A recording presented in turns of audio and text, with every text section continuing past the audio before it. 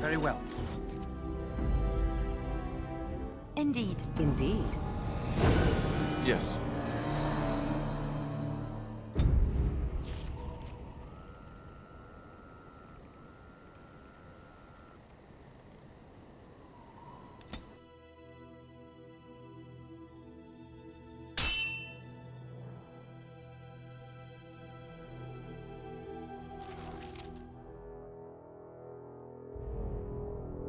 I bring word, sire.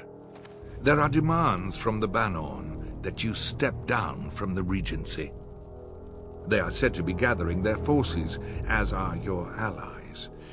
It appears it will be civil war after all, despite the Darkspawn. Pity. I also have an interesting report.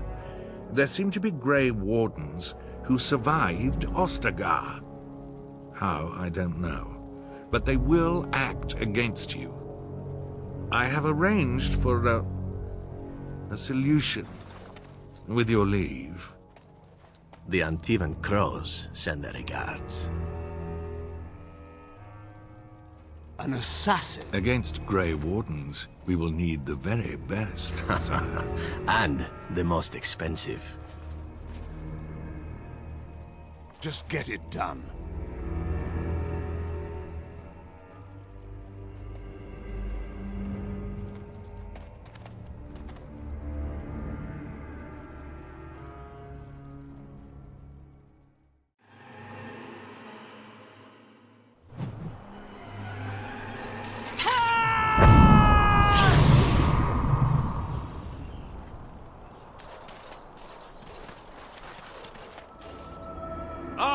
A fellow traveler of the fair lands. Are you a seeker, perchance?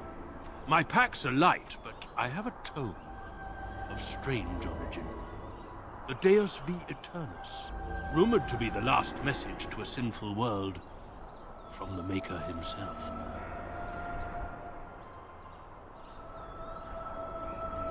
I have no idea what you're talking about, and neither do these large men carrying swords. Get them!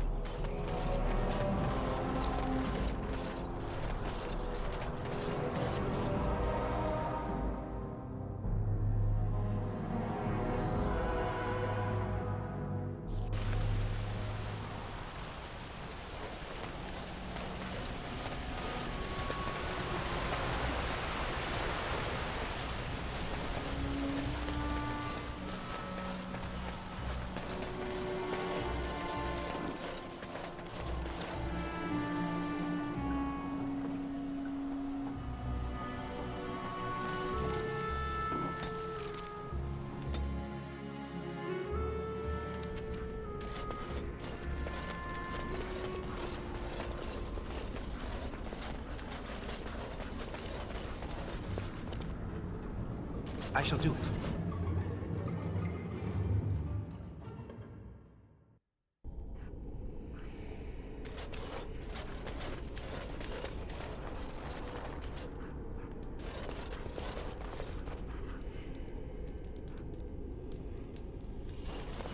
The mages are waiting to start the ritual.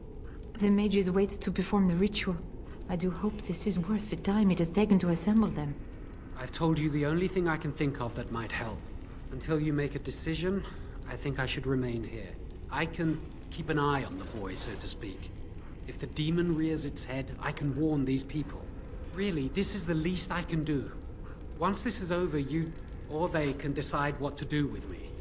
Ah, there you are. We have brought lyrium and begun preparations for the ritual. We can start any time.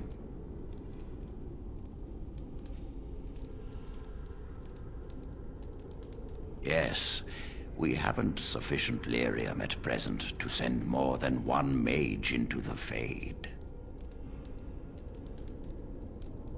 It only works because the child gave himself to the demon willingly. If the demon takes over the host forcibly, we must slay the abomination.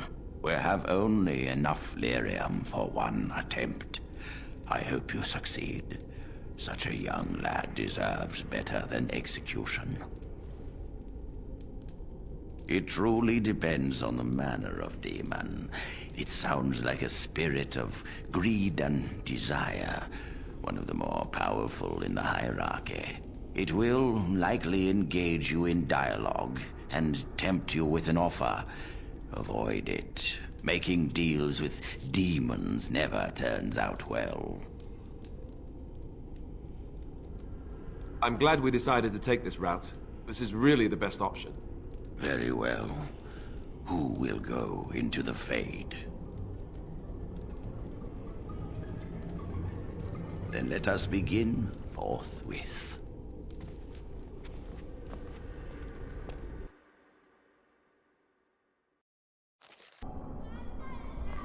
Is that you, Connor? I can hear you! I'm coming! Father! Where are you? You there? Have you seen my son? I can hear him, but I cannot find him. This blasted fog has me turning in circles. This is the Fade. Your kind cannot navigate it any more than you could navigate a dream. I don't understand. Where is my Connor? I will find him for you, since I foolishly gave my word that I would. Leave me to it. No. No, you're trying to lead me astray. I do not believe you. Connor! Connor, where are you? Is anyone out there? Hello? Very well.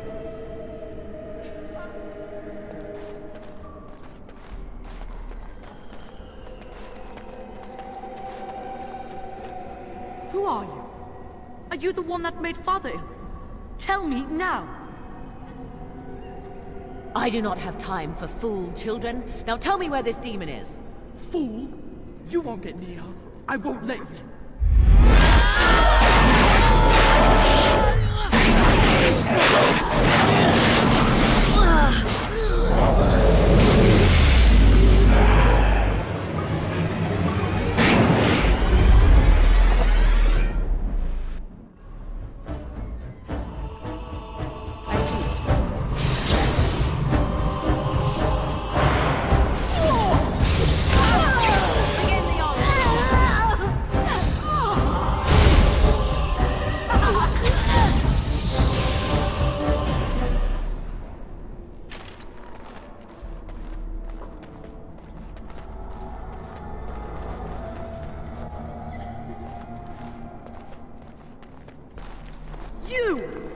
You're the one making Father sick!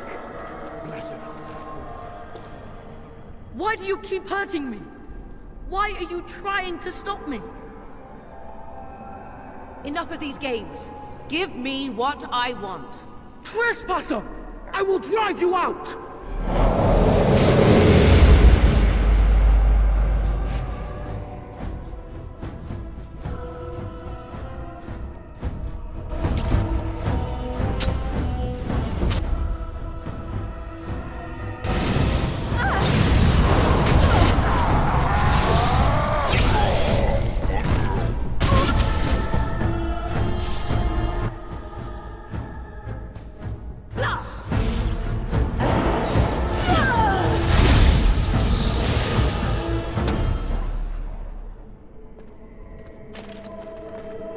Help him! You can't stop me!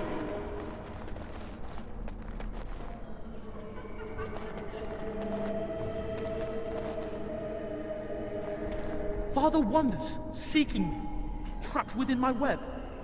All is as it should be. Why must you interfere? Why do you speak through illusions? Come, let us converse. No. It is time for you to go now. Do not persist, or things will go very badly for you.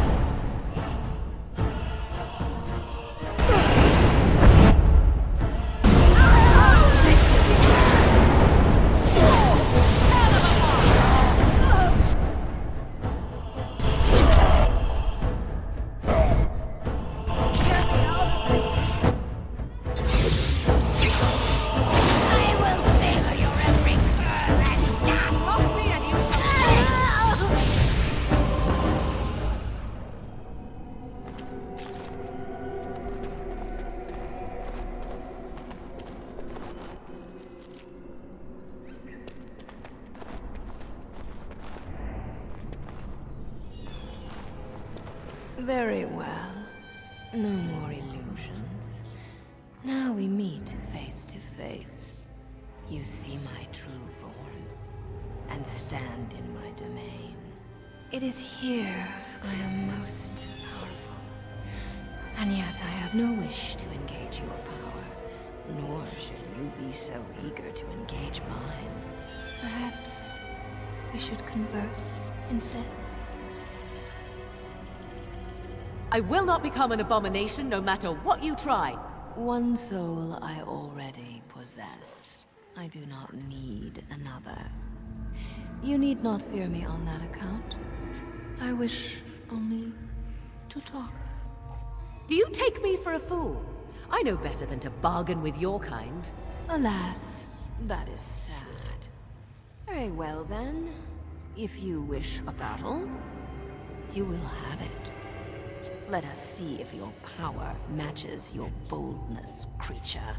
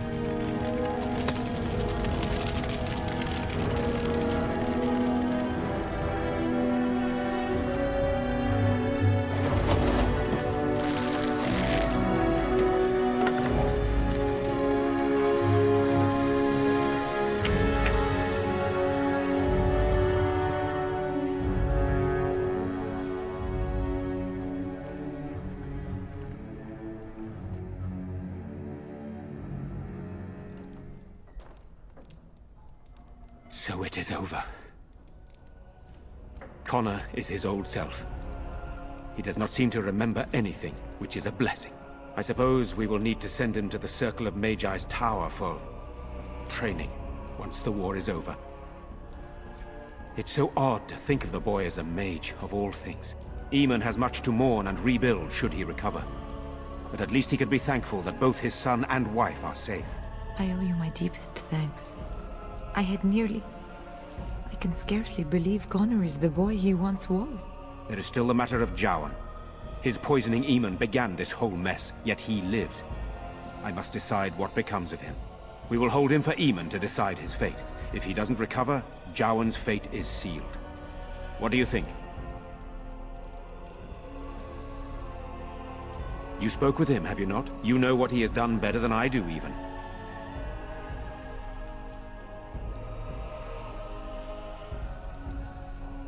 What do you mean? He is responsible for many of the problems here, and is a Maleficar as well.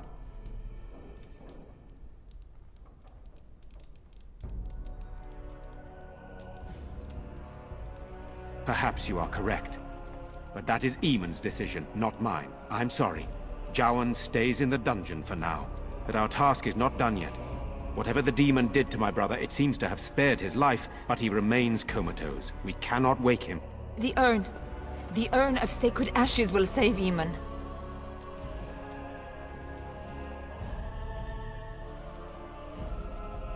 It has been tried, and we will continue trying. Perhaps the demon's absence will make a difference. However, the relic is another option.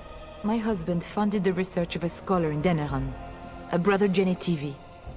He has been studying the inscriptions on Andraste's birth rock. When Eamon fell ill, I sent the knights to speak to Genitivi.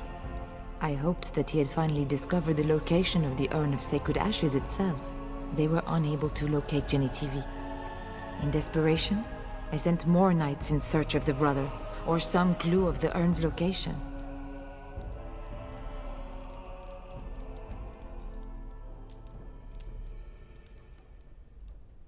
I must organize Eamon's knights as they return, draft new soldiers, and prepare the army to fight. I shall hand Redcliffe back to Eamon when he awakens, and in a state where it can be of some use in the coming war. Truly, what other choice do I have?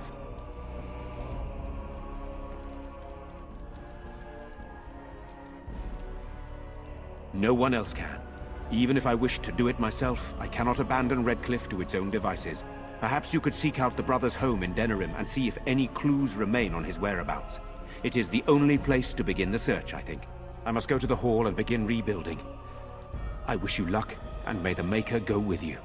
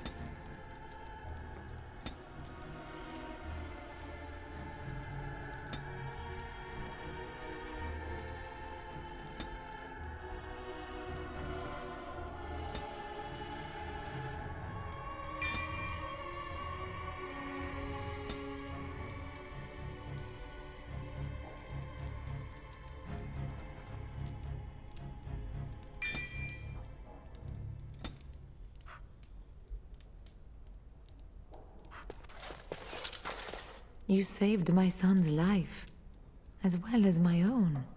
You have more than earned your reward. This staff belonged to my grandfather. He was a mage as well. Connor no doubt owes his abilities to him. The one good thing that came out of my grandfather's life was this staff. It is said to possess great power, though I never thought I might have a use for it. I don't know if you can use it, but it is by far the most valuable thing I own. Please accept it, with my thanks.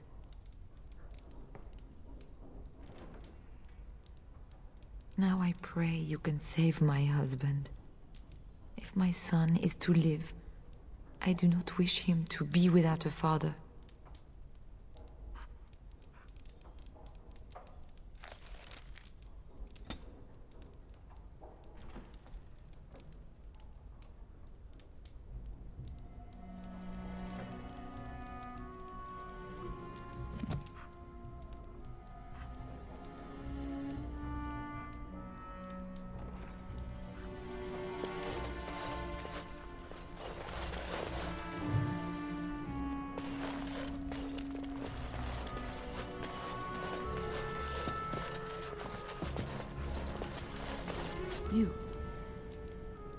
You're the one who saved me. Then, I guess I owe her thanks. Father always said to remember to thank people who do nice things for you. I hope Father gets better soon. He will, won't he?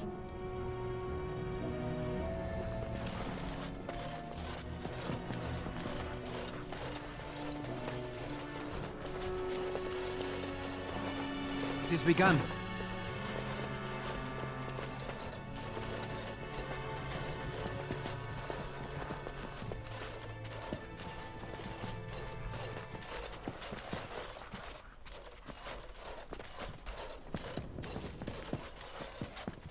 Very well.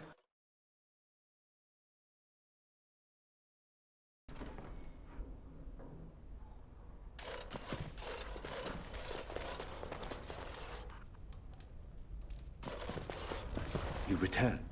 Might you have news? Unchanged, I'm afraid. We've tried more magical healing, but nothing works.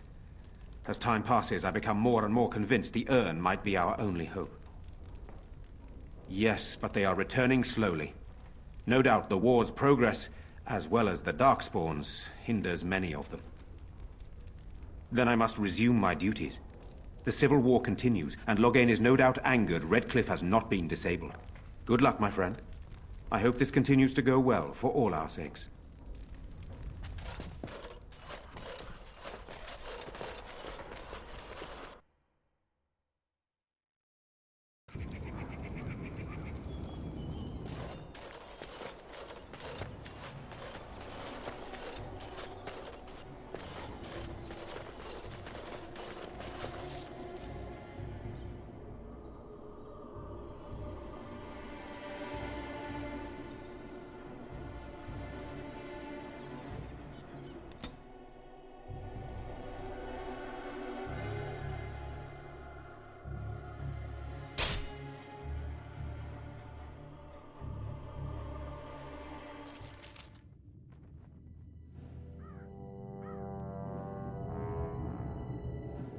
Sire, I have more news.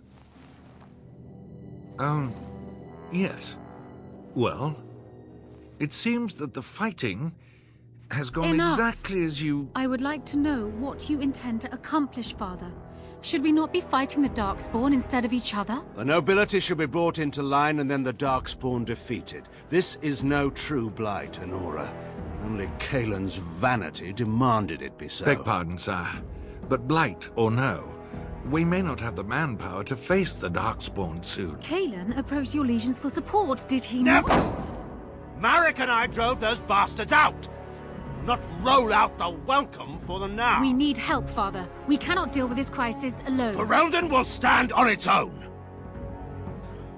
I will lead it through this, Honora. You must have faith in me. Did you kill Kaelin? Kaelin's death was his own doing.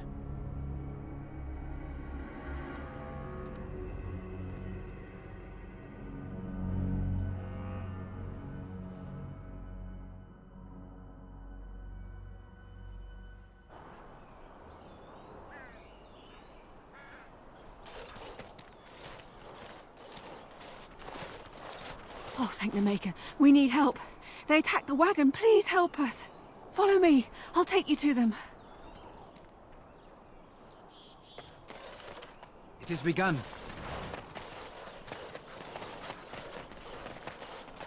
Trap right ahead.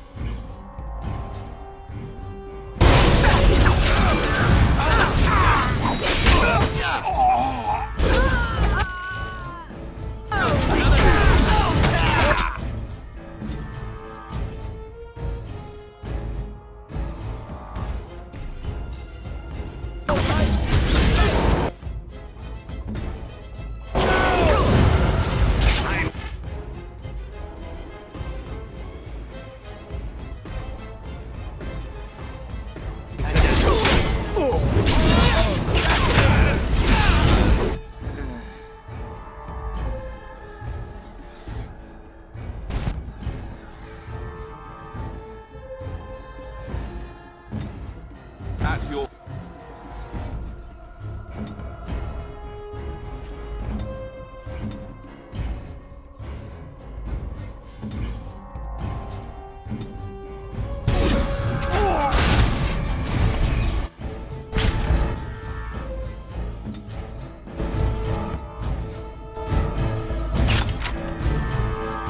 Another battle item! Trap right ahead. So be it. Now we get our hands.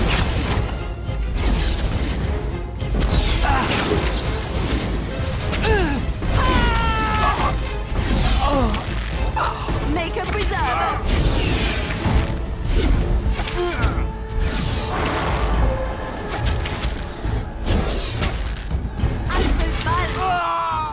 Very shallow.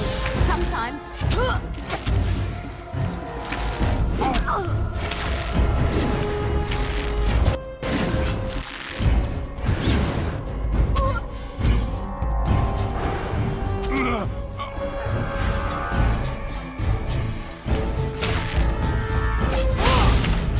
It's done.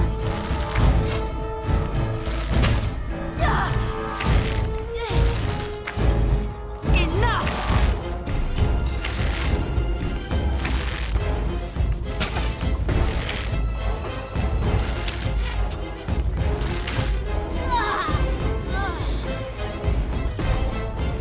Trap right ahead.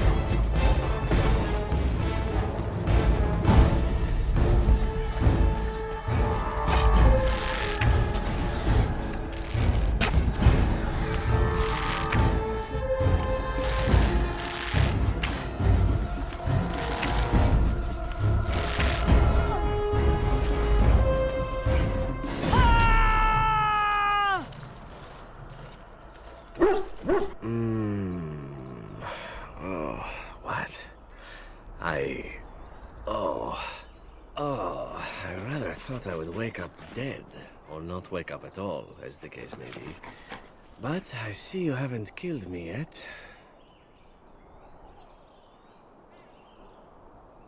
Of that I have no doubt. You are most skilled. If you haven't killed me, however, you must have kept me alive for some purpose, yes?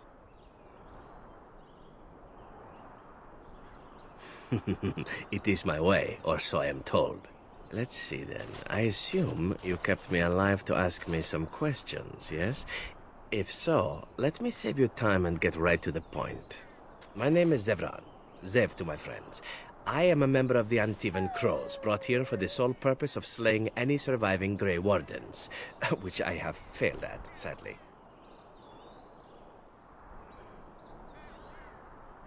So would I be, in your shoes. For me, however, it sets a rather poor precedent, doesn't it?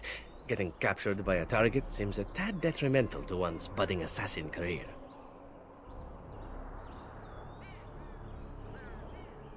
I can tell you that. They are an order of assassins out of Antiva, very powerful and renowned for always getting the job done, so to speak. Someone went to great expense to hire this man. Quite right. I'm surprised you haven't heard much of the Crows out here. Back where I come from, we're rather infamous. Not precisely. I was in the neighborhood when the offer came. The Crows get around, you see. A rather taciturn fellow in the capital. Logain, I think his name was.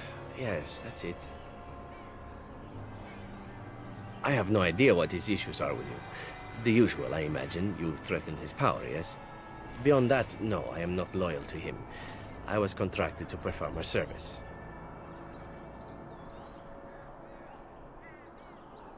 Oh, well, that's between Loghain and the Crows, and between the Crows and myself. Isn't that what we're establishing now? I wasn't. If I had succeeded, I would have returned home and the Crows would have informed your Loghain of the results, if he didn't already know. If I had failed, I would be dead, or I should be, at least as far as the Crows are concerned. No need to see Loghain then. What can I say, huh? I am an eternal optimist. Although the chances of succeeding at this point seem a bit slim, don't they? No, I don't suppose you'd find that funny, would you? I wasn't paid anything. The Crows, however, were paid quite handsomely, or so I understand. Which does make me about as poor as a Chantry mouse, come to think of it. Being an Antivan Crow isn't for the ambitious, to be perfectly honest. Well, aside from a distinct lack of ambition, I suppose it's because I wasn't given much of a choice. The Crows bought me young. I was a bargain, too, or so I'm led to believe. But don't let my sad story influence you. The Crows aren't so bad. They keep one well supplied. Wine, women, men, whatever you happen to fancy. Though the whole severance package is garbage, let me tell you. If you're considering joining, I'd really think twice about it. You seem like a bright lad. I'm sure you've other options. Why not? I wasn't paid for silence. Not that I offered it for sale, precisely. Loyalty is an interesting concept. If you wish, and you're done interrogating me, we can discuss it further.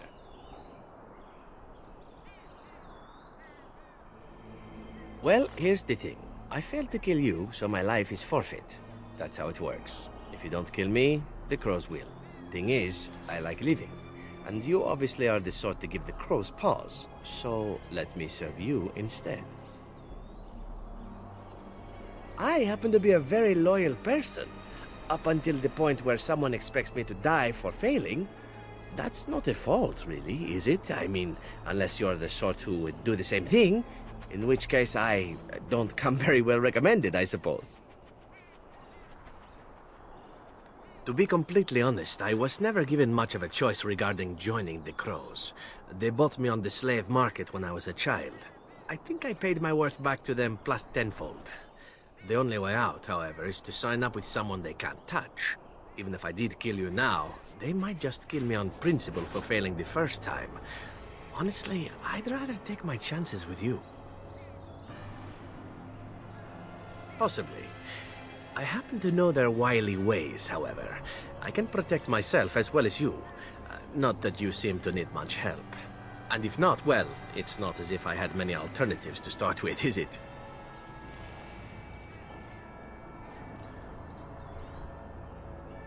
Well, let's see. Being allowed to live would be nice, and would make me marginally more useful to you. And somewhere down the line, if you should decide that you no longer have need of me, then I go on my way. Until then, I am yours. Is that fair? Why? Because I am skilled at many things, from fighting to stealth and picking locks.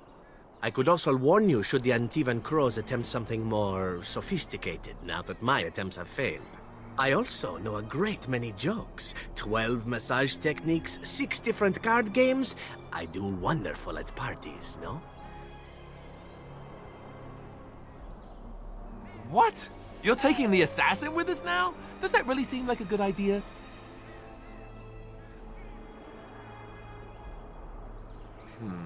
All right, I see your point. Still, if there was a sign we were desperate, I think it just knocked on the door and said hello. A fine plan, but I would examine your food and drink far more closely from now on, were I you. That's excellent advice for anyone. Welcome, Zevran. Having an Antivan Crow join us sounds like a fine plan. Oh, you are another companion to be, then? I wasn't aware such loveliness existed amongst adventurers, surely. Or maybe not. I hereby pledge my oath of loyalty to you until such a time as you choose to release me from it. I am your man, without reservation. This I swear.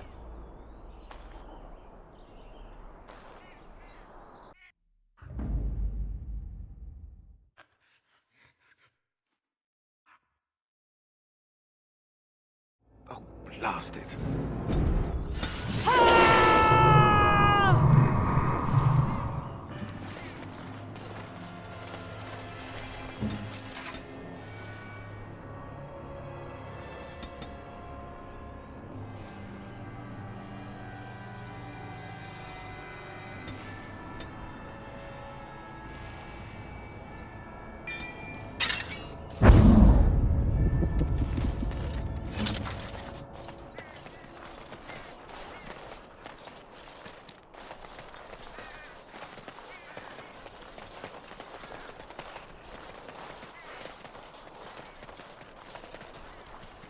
On my way.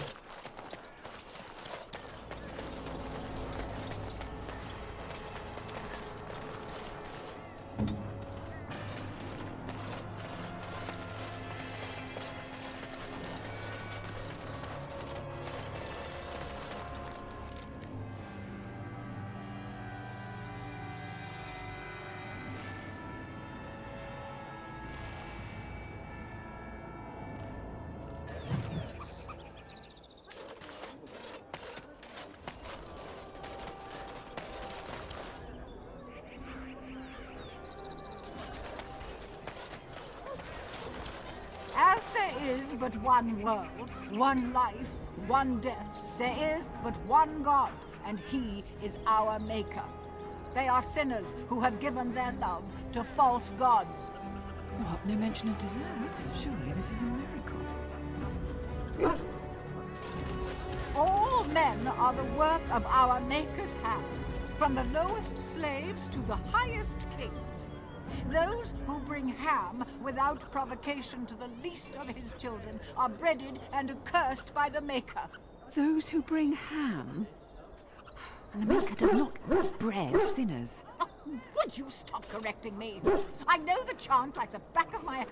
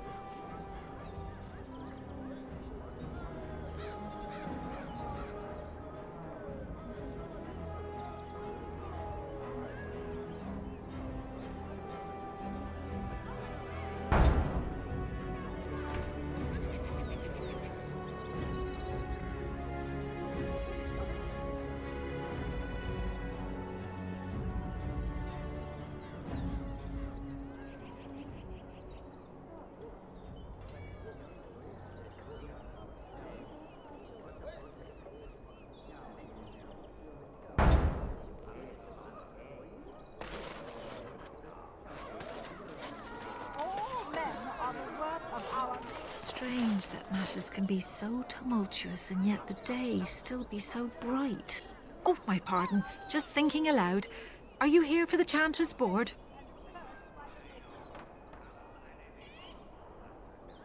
Well-armed individuals that visit the rectory tend to be here for that. Chanter Rosamond is tireless and resolute in her duties. I'm sure you can find something of interest on her board. I am Sister Justine, curator of the reliquary of this chantry. And pride again. It is hard to live up to the example of Andraste.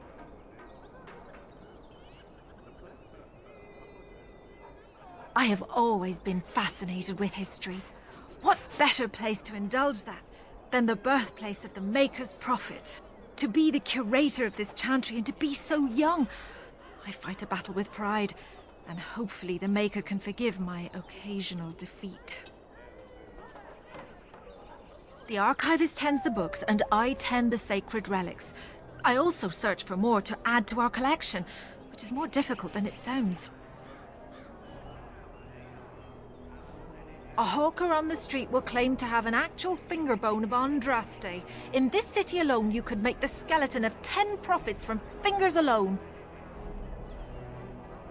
Curators often accept them as genuine. I worry about the authenticity of even our most holy artifacts.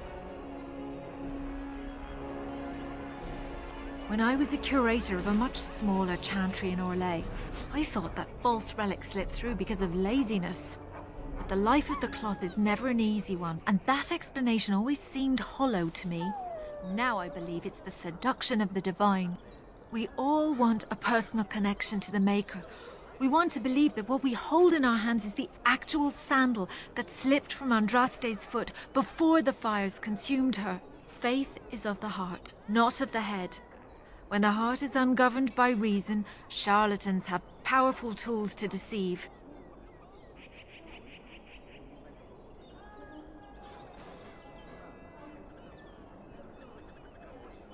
And often close to heretical. But I believe that the truth only increases the awe of the Maker and his prophet, not demean it. Even false symbols have the power to inspire, but it seems every year we fall more out of touch with the real Andraste.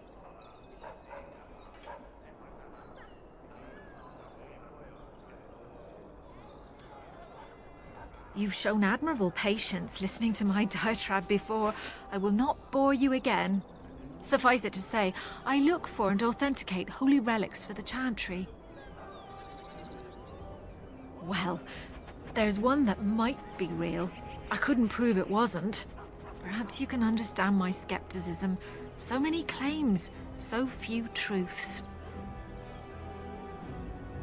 Certainly, my research indicates that all of the ashes were gathered into a pot or urn, but it's been lost for centuries. That doesn't stop hawkers from selling pinches of the ashes of Andraste to gullible pilgrims. The real ashes may still be hidden somewhere, though it's possible the urn broke. Of course, enjoy your visit to the Chantry. Those who bring ham? The Maker does not.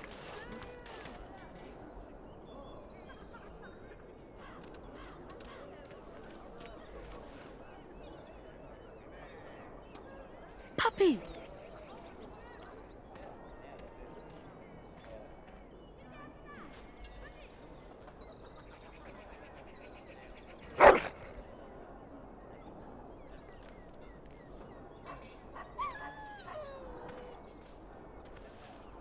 Would you stop correcting me? I know the chant like the back of my hand.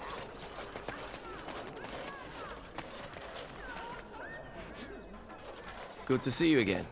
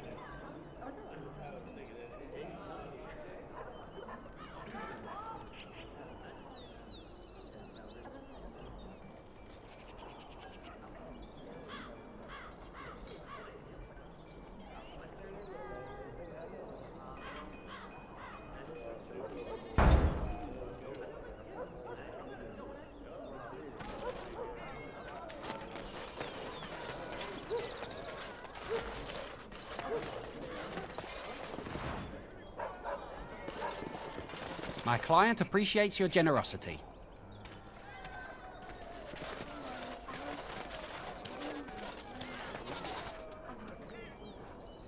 You here to report another crime? I swear we should just cordon off the entire district. Oh, can I help you, Warden? Your likeness was passed around to the senior guardsman at the palace. I must say, the sketch didn't do you much justice. Don't worry, even if I believed the official story of what happened at Ostagar, I'm no fool. If I asked my men to apprehend you, they'd all run and cry big sobby tears in their courtesans' bosoms and leave me all alone to be skewered. Don't disturb the peace in the market, and that's well enough for me.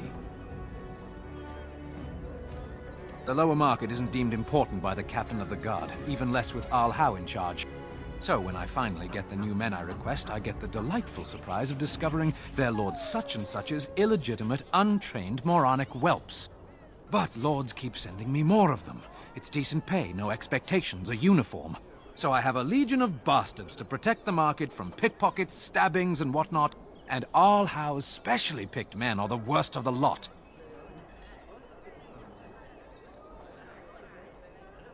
With the bastards, I just have to worry about dicing, the odd bit of drool, or yelling at them too loudly and hurting their poor feelings, and then getting chewed out by their noble fathers. But I swear, the Arl's men are more criminal than the miscreants we occasionally arrest. Some of them are the criminals we have to arrest. So if your lifeblood isn't draining in the gutters as we speak, don't bother reporting it. What? You're serious? I mean, yes, I could use help. I've got a pretty popular establishment that's crawling with mercenaries. If I send my boys in, someone might get, maker forbid, hurt, and I'll have to explain to their noble fathers that being a guard is actually dangerous. The name of the whorehouse is the Pearl. Beat down any mercenaries that are out of line and send them a message. I said beat down, not kill. Let me make that really clear. Not on fire, or exploded, or make a nose, whatever type of grisly death you can dream up. Sorry. Used to giving orders to my boys. Just leave them breathing and I'll be happy. Thank you, Warden. Happy hunting.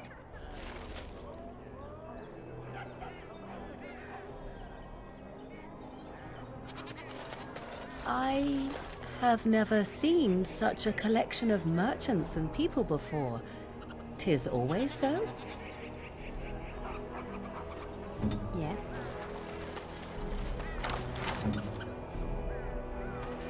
How can I help you, love? Certainly.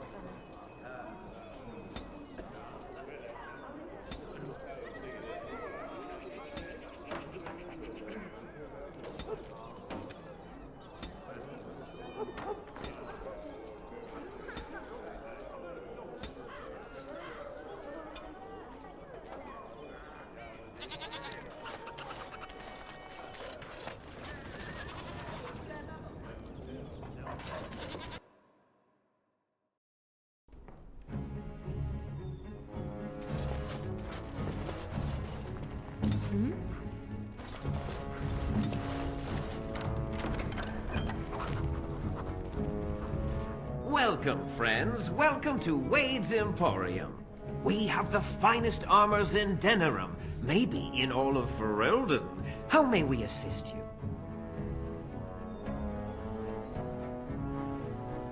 The city is full to bursting. With people from the country coming, trade is thriving. Especially those that deal in weapons and armor. Master Wade is especially in demand. You're obviously not from around here. Wade is possibly the most brilliant armorsmith in all of Ferelden. That's not true, Herin.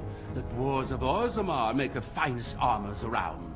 These piles of rust droppings you forced me to make are worthless compared to their work. You never let me have the time, the materials to make something special. Customers expect their armor in a timely fashion, not years late like the last time. That happened once, just once, and you never let it drop. I am. Wade owns the Emporium, but without expert assistance and, well, prodding, let's just say the Emporium has improved substantially with our partnership. But I do miss the good old days. I could really take my time to make quality. Oh, by all means, you can return to them. And to the gruel you used to fancy. No. Sorry, Herin. Certainly.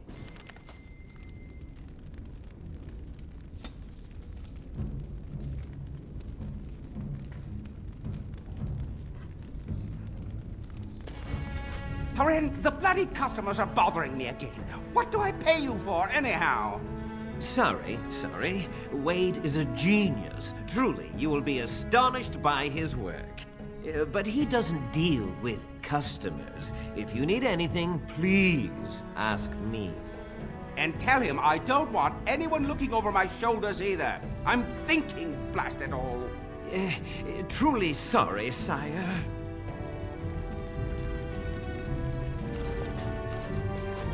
Do you have any tales of the wilds?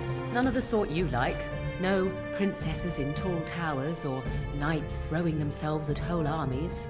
That's not all I like. Do you want tales of the chastened wilders who dwell in the marsh? Do you want to hear of the slow deaths they inflict on their enemies? Perhaps a tale of the poisonous creatures of the wilds that lay their eggs on your skin so their young may eat you alive when hatched? Or a tale of my mother's marsh cuisine? That, in my opinion, is the most terrifying of all my tales. No, I don't want to hear about those things. Then I have no tales for you.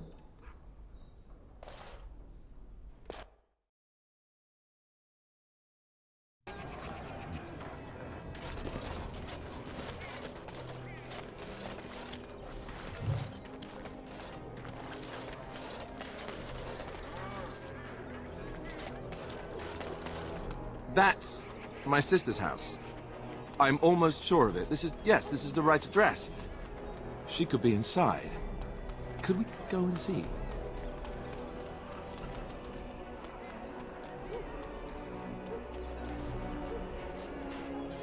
Will she even know who I am? Does she even know I exist? My sister. That sounds very strange. Sister. Oh, now I'm babbling. Maybe we should go. Let's go. Let's just go.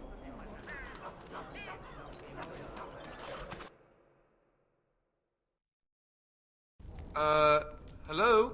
Hey, you have linens to wash? I charge 3 bits on a bundle. You won't find better. And don't trust what that Natalia woman tells you either. She's foreign and she'll rob you blind. I'm not here to have any wash done. My name's Alistair. Well, this may sound sort of strange, but are you Gordana? If so, I suppose I'm your brother. My what? I am Goldana, yes. How do you know my name? What kind of tomfoolery are you folk up to?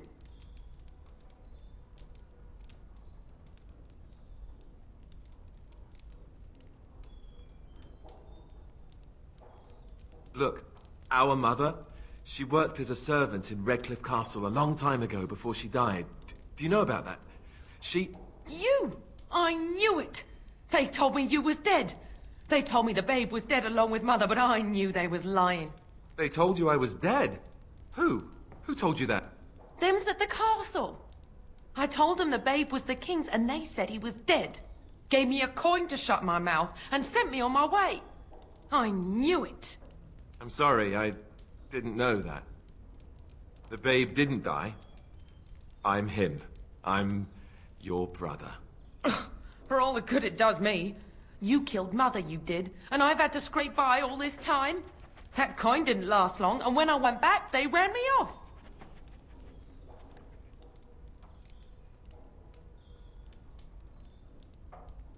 And who in the Maker's name are you? Some servant of his to carry all his riches, I expect. Hey, don't speak to him that way. He's my friend. And a Grey Warden, just like me. Oh, I see. A prince and a Grey Warden too. Well, who am I to think poorly of someone so high and mighty compared to me? I don't know you, boy. Your royal father forced himself on my mother and took her away from me. And what do I got to show for it? Nothing. They tricked me good. I should have told everyone. I got 5 mouths to feed. And unless you can help with that, I got less than no use for you. I'm sorry, I don't know what to say.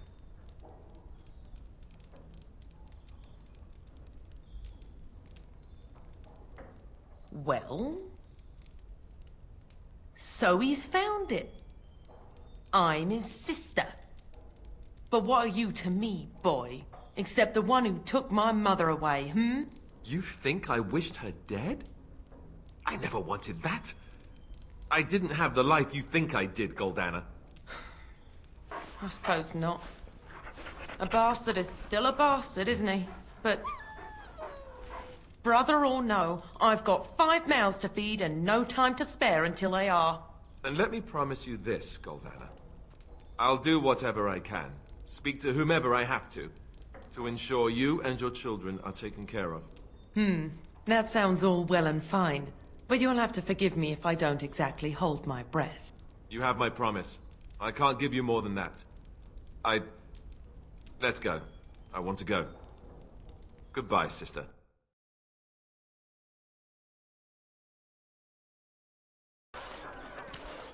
Well, that was not what I expected, to put it lightly. I lived up to my promise, I suppose, but this is the family I've been wondering about all my life? I can't believe it. I guess I was expecting her to accept me without question. Isn't that what family is supposed to do? I feel like a complete idiot.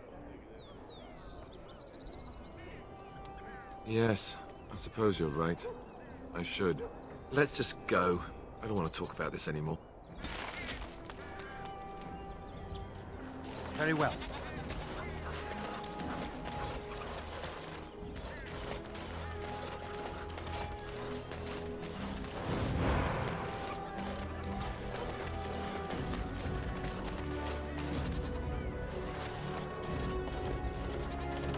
It shall be done.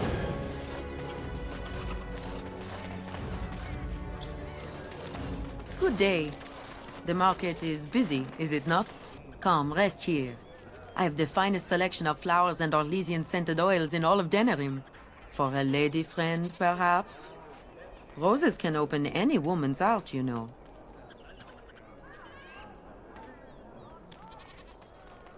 Much of the city is still a mystery to me, but the markets is like my home. Circle and sorcered objects can be found in the wonders of Thedas, in the alleyway north. The armorer, Wade, and his emporium are just to the south. If you need work, outside the rectory to the southeast is a chanter's board. And if your thirst is strong, head to the Nord Noble Tavern north of here. Be prepared, though. They do put on many airs. I am from Orlais. You've heard of us, no? Your Denerim is a fine city, but I miss my Varoyo. She's quite beautiful this time of year. What I miss most are the clothes. The avenue of flowers this time of year has so many colors. And the skirts. Fine wools, cloths. Many only the noble-born can afford. Ferelden is more muted. Its fashion's quite old. But I like the people of this city very much. Orlais has many good things. But it is sometimes not so good to be... common? My brother had trouble with a chevalier and we departed shortly after. You know so little of Orlais here. The chevaliers are knights of the highest order. They are the most skilled in the world. Their discipline, formidable. For their service, they're allowed privileges. They can do whatever they want to the lesser born.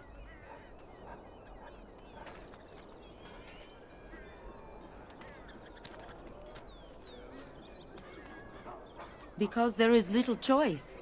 There are so many wonderful things about Orlais, but Ferelden has something precious. Here, a man, or a woman, is born free and lives free. I do not understand it, but the nobles here are not so high, and none of us are quite so low. As much as I miss my Varroyo, I love where I am. A chevalier took an interest in me. It was his right, but it was unwelcome. Incensed, my brother hit him over the head with a pot. Such a thing is almost treason. We left that very night and came here.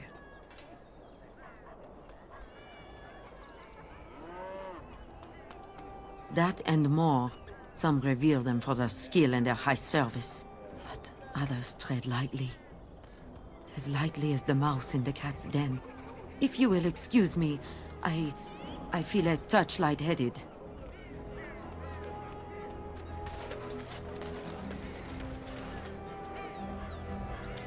What is it? I have work to do. What does it say? I knew this would happen. Just when I was starting to get good. Well, thanks, I guess.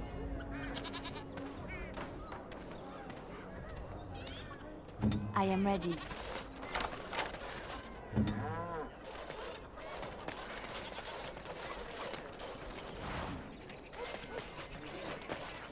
Dwarven crafts. Fine dwarven crafts. Direct from Orzammar.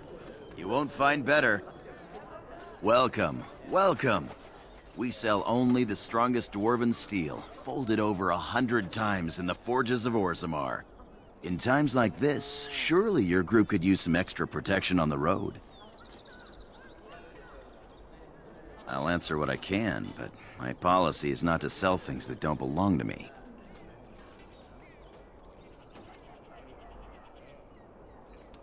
The Landsmeet's the big news. Every dusty noble estate in Denerim is airing its sheets, waiting for the Lord to ride into town. It's the capital of Ferelden, so naturally the Queen and Regent are at the top. But the man who seems to be running the city guard is the new Arl Eamon. Came in from somewhere up north.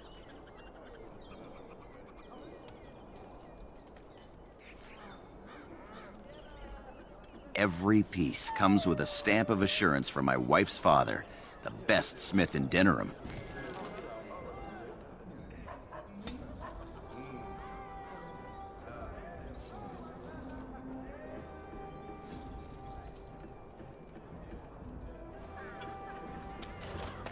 I recognize you. From Ostagar. Andraste's blood. You're a Grey Warden. Duncan's apprentice. You killed my friend. And good King Cailan. I demand satisfaction, sir.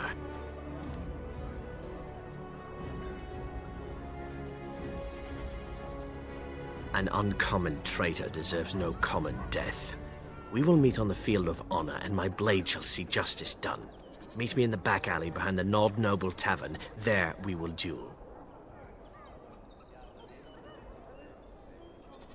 So you would compound slander on top of treason? You dare smear Terran Loghain's word?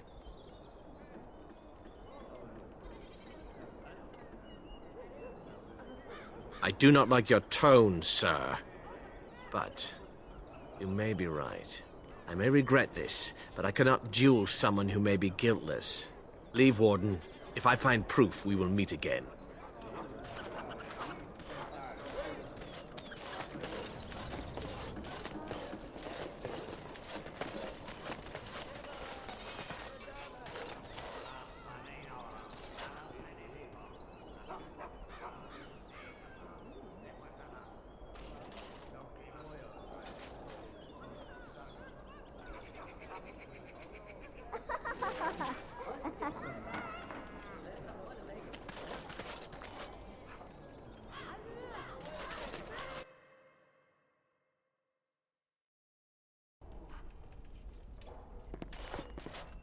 It shall be done.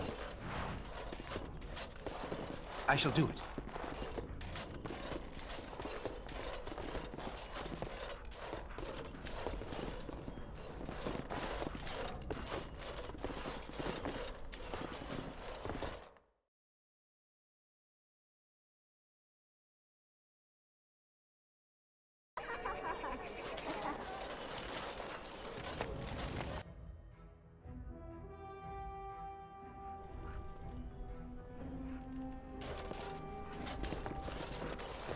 Yes, make it quick. Strange. Let's see this. I knew it! I gave that man the best 7 weeks of my life. Well, I guess he won't have me to push around anymore. Ha!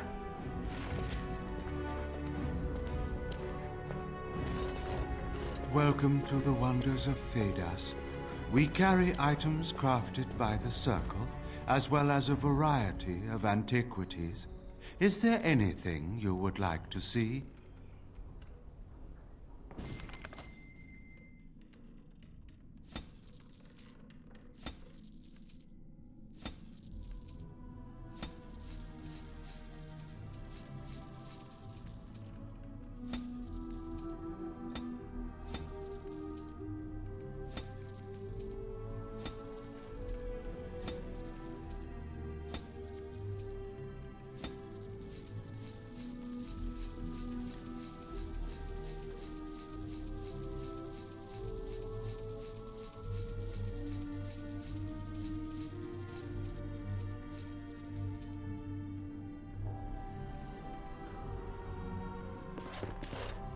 I shall do it.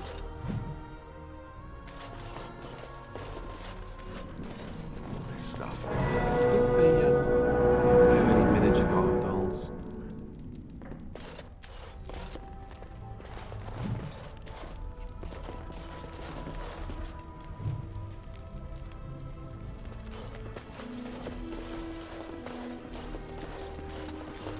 It shall be done.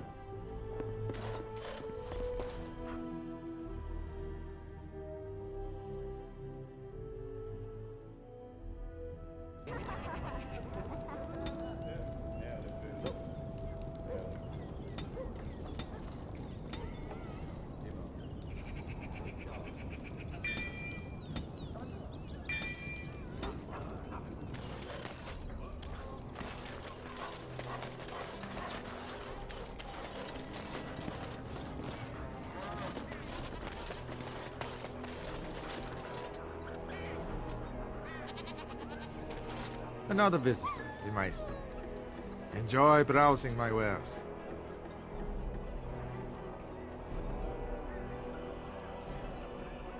Master Trader Ignacio, at your service, good sir.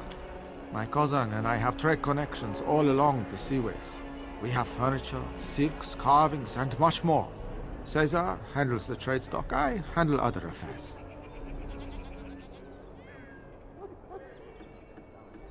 Business deals, meetings. Caesar makes it so I am free of the day-to-day concerns of our store. No, I am not. I am a trader at heart. My home is the road. But I was born past the waking sea in Antiva. It has been many, many years since I have seen her. But the road is a better mistress than my home city ever was. On the docks of Rialto, life is cheap. As cheap as the dockside ale and the soiled horse. You can live a longer life out here. And a wise man can make a comfortable fortune in time. Straightforward, predictable danger is refreshing to me. Any moment in Rialto the streets can run red, and often do. I'd take Darkspawn any day. At least you can see them coming. No. Not yet. Perhaps one day. It has been many, many years since I have seen her. But the road is a better mistress than my home city ever was. Luck be to you, Warden. If you have coin, welcome to our shop. If not, move along. Too many refugees blocking customers. I didn't think so, sir. Too much flesh on the bones. You walk tall, proud, not hunched. Sad times in Ferelden. Better trade cities to the north. but plenty good trade here. Now with war and blight, business is bad. Oh, yes.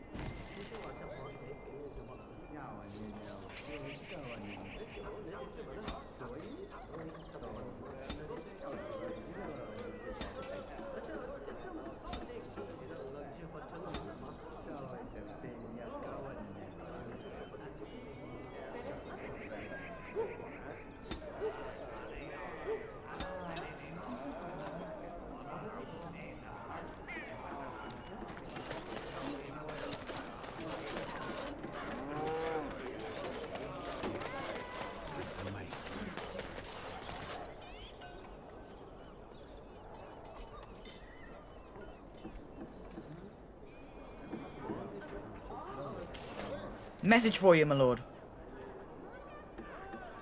More things to deliver. Goodbye.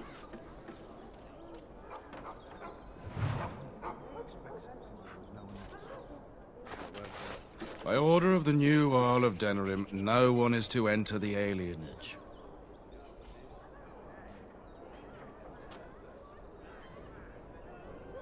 There's been an elven uprising.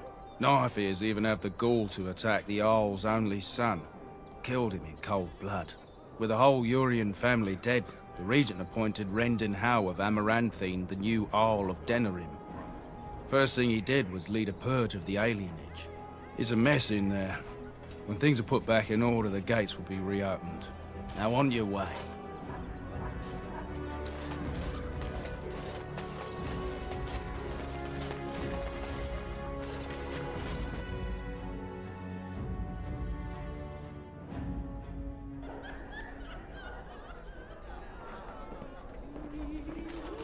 There is no fool like a drunken fool, so Mother once told me, and 'tis still true.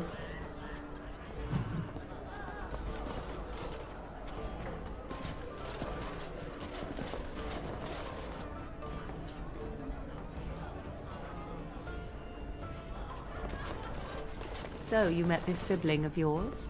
Half-sister, but yes. And you made a promise to help her? Yes. Why would you do such a thing? This woman is a parasite who will appreciate nothing you do. You know this. It's moments like this when I truly appreciate the difference between you and me. It is moments like this when I truly wonder at the difference between you and a toadstool.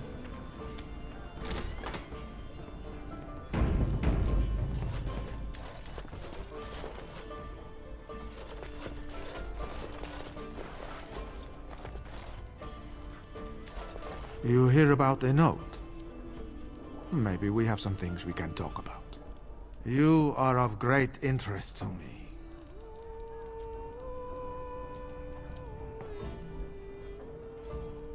That's a very direct question. On the whole, I don't like direct questions. For the sake of this discussion, let's say I am. Who do you blame for a death? The sword or the swordsman? Crows are swords, instruments used by someone else for their own reasons.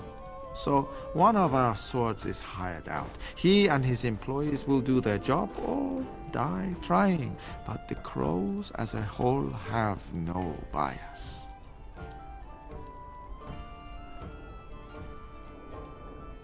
I can't stress enough that I wasn't hired to do anything. An associate was, and he's failed, and failed badly. A client can always hire more help if the job isn't done the first time. But I am hoping we can make sure that doesn't happen. A man's word is vital in any profession, especially delicate ones. Something like that. Ferelden is a busy place. Blight, civil war, other mayhem. Lots of people not getting along. Sometimes they really don't get along. Maybe want to do something about it. The people that handle that sort of thing can get real busy. You could say that. Not many people we can turn to. So, someone that's crossed our path and lived, Well, maybe they could help out. Make some coin. Everyone wins.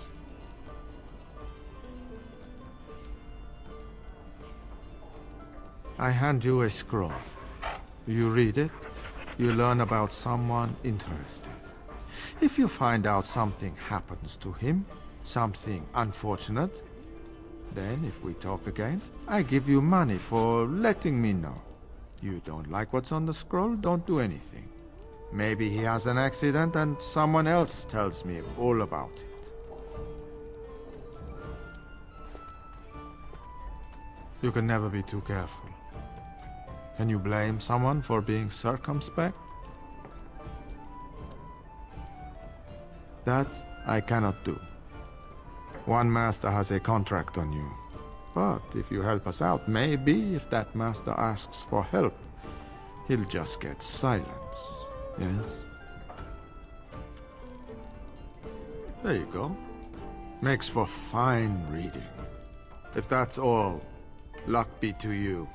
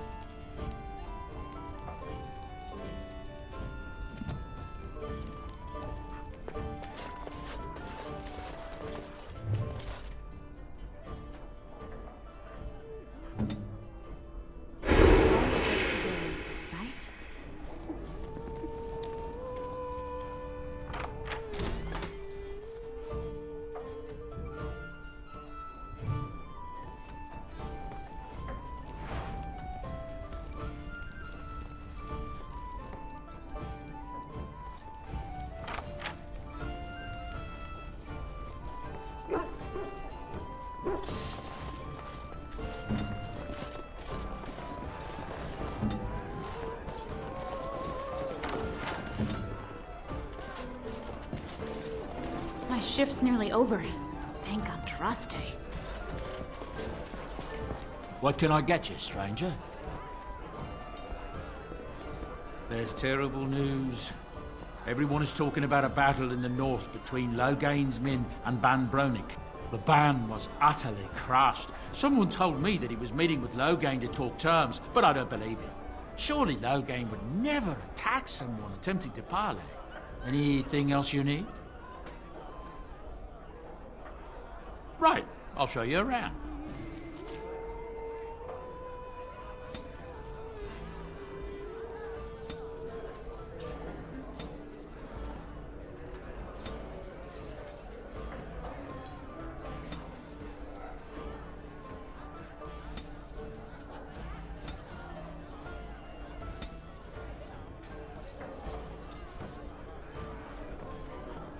What can I get you, stranger?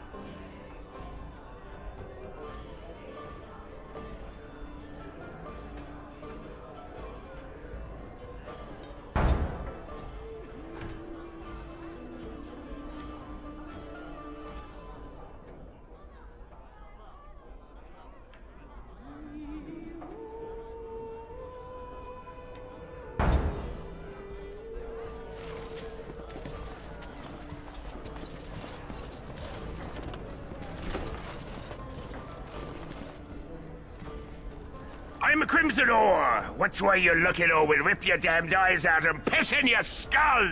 Another round for me men!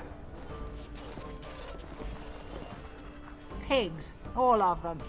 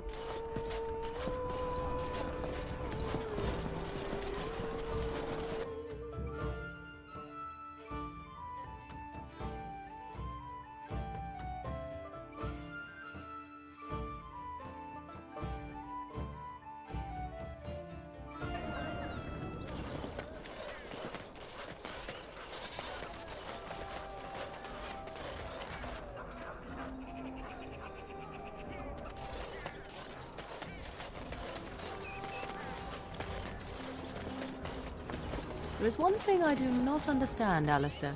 Just the one thing. About you, perhaps. Why the deception over your parentage? I'd figure you'd be the sort who knows all about deception. I do. And what use the deception might have had ended when King Cailan perished, did it not? Maybe. I guess I was sort of hoping that would go away. The truth does not go away. I didn't say it was a good plan. Yes? All right, let me take a look. Why? What did he do to deserve this?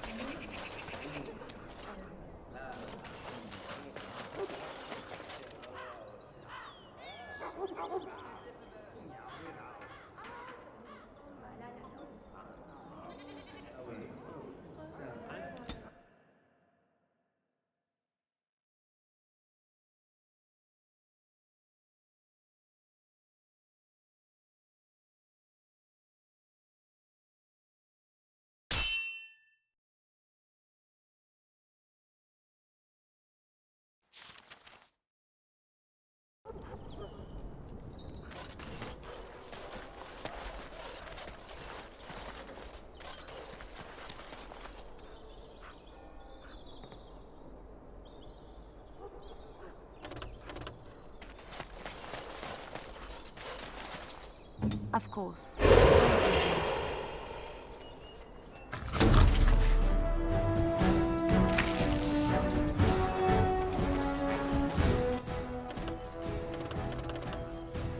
Yes.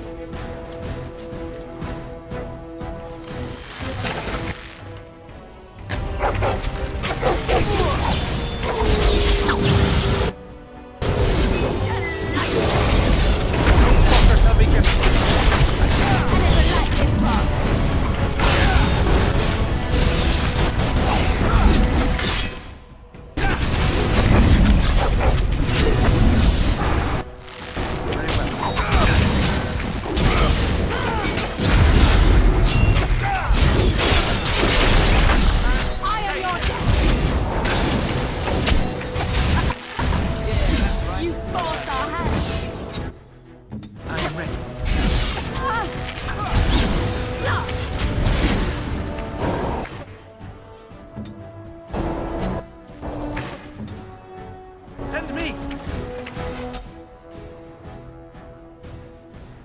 It is begun.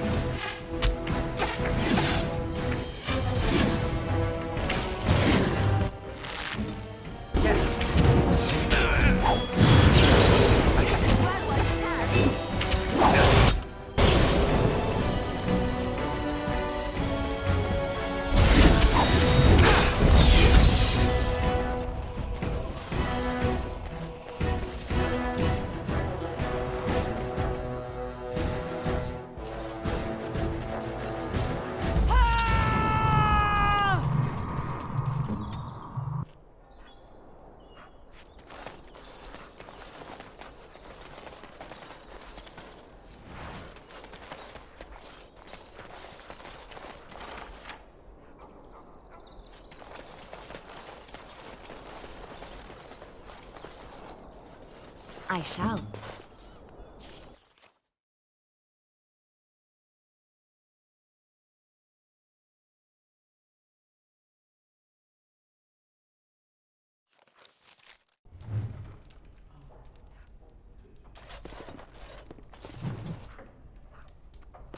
I once did a stint in a brothel, serving tea. It was complimentary. Fun times. Tell your captain that our deal is now ironclad. That scamp Kylon sent you, right? Glad he hasn't forgotten about us. The mercenaries are right there.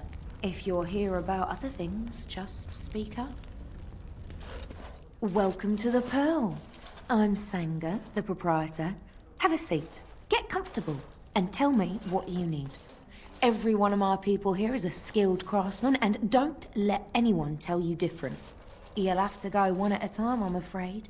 Our rooms aren't quite big enough to share between so many. But we can discuss that in a moment.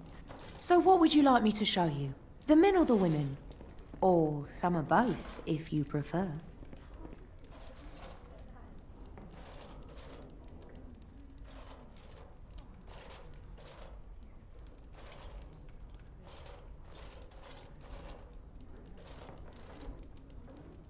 Stop playing games, Isabella. We want our money. I think you forget who you are speaking to. I will give you a chance to leave quietly. You crazy hussy. Someone needs to put you in your place.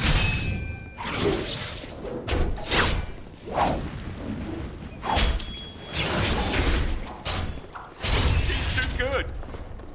Be off with you now, and be glad I only took from you your gold. Fools.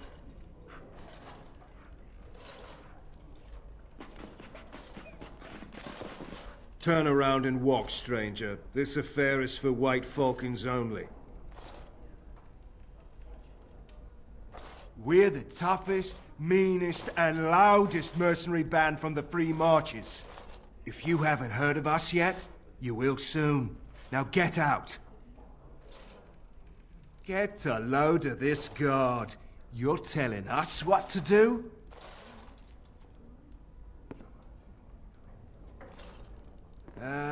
You have a point there. Man, let's clear out. Don't want to get on Locane's bad side, do we? Tell Kylon I owe him one.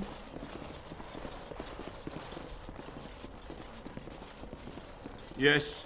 What? Is it customary where you're from to give complete strangers questioning looks?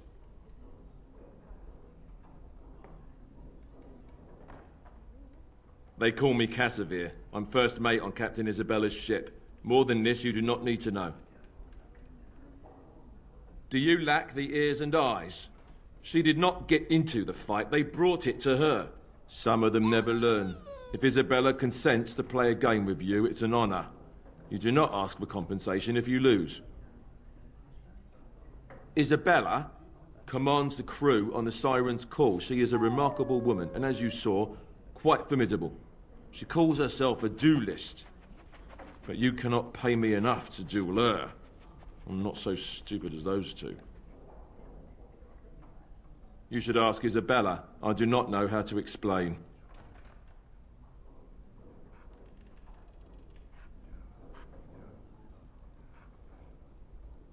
It shall be done. I shall do it.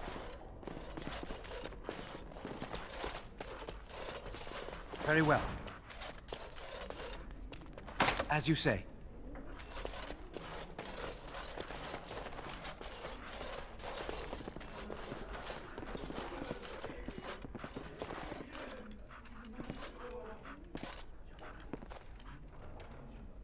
I am ready. Very well. I could have handled it. Thanks. I think I need to go hide somewhere.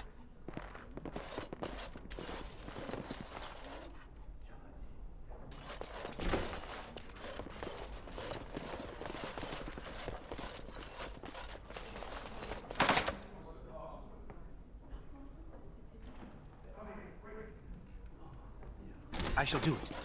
Another Grey Warden supporter. Not just a supporter, Payton.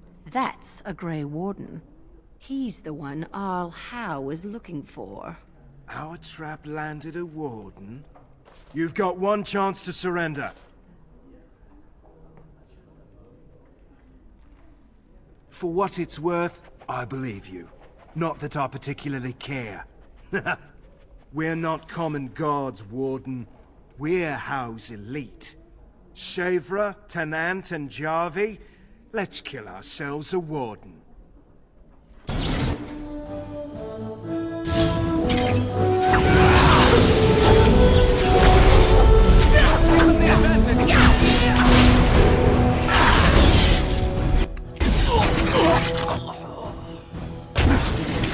You cannot win!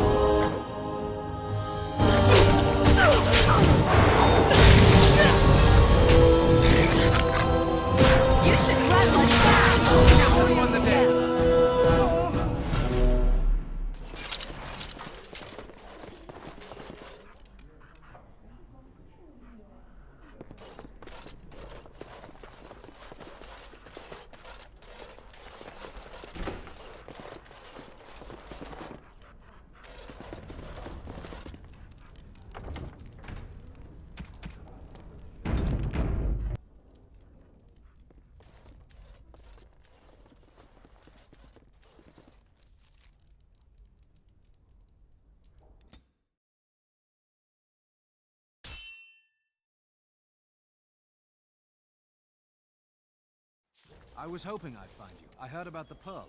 I don't know how, but you got them to leave with no fuss at all. The Pearl's workers will... Nobody gives orders to my men but me. A little lesson in respect is in order. I see. Don't bother sparing these louts. Things are about to get messy.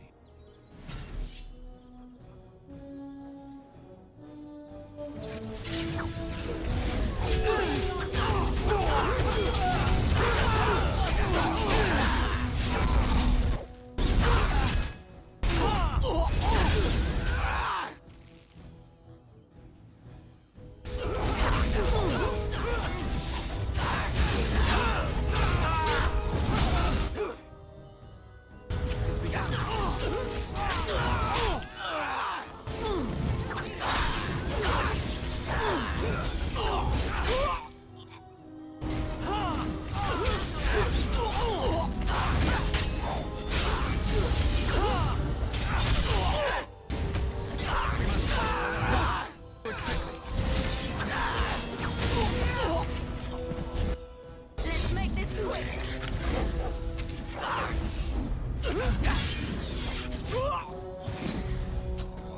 People actually voluntarily attack you. Are they just stupid? Here's the payment I promised. I might have more work if you're interested. But I'm heading back to the market district. Back alleys are just too dangerous for me.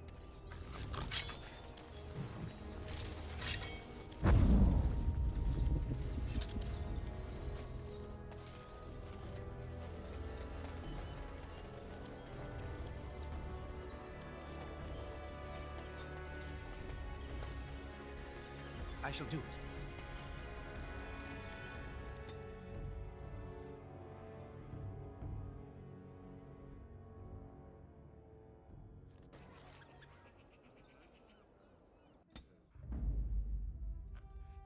Blood and damnation.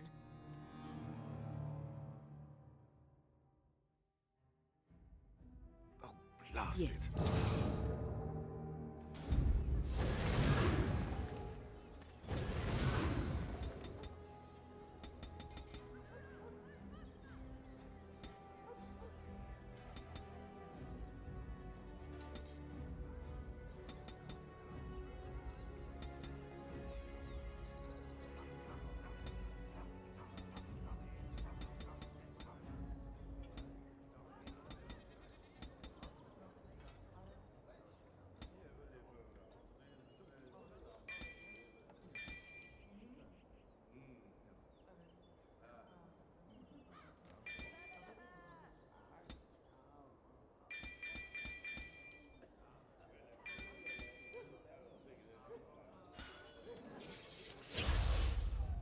What is it?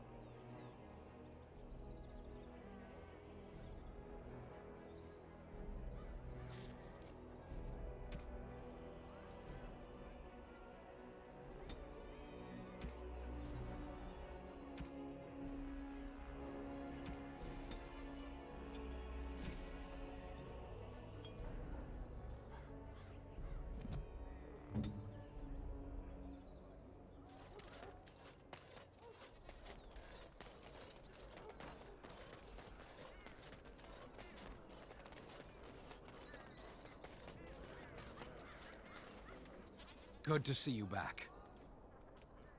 I've got complaints in the Nord Noble Tavern that some mercenaries have invaded.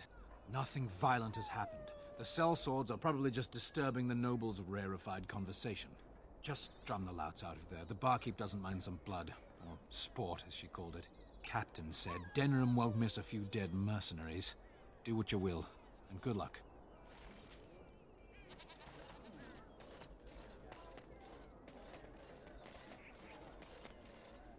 Very well.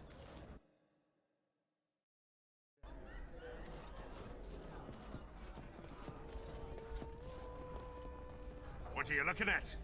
We're the Crimson Oars. You haven't heard of us. We're mercenaries from all over the world. We have won many battles, and tonight we drink before the next. They glare at my patrons. They're loud. They're rude, and they smell.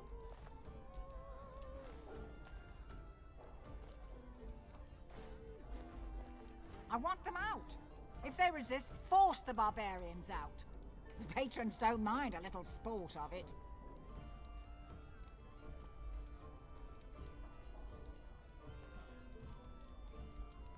We happen to like the ale better here, the wine too. Less vomit on the floor.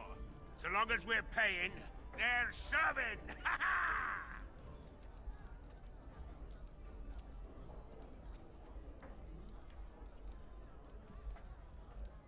Ha ha! You may have a point. Barwoman, you and your women are too old and shriveled. Too many damn clothes, right, boys? Ha ha ha! Oars, we go to the docks. Let's find us some wenches!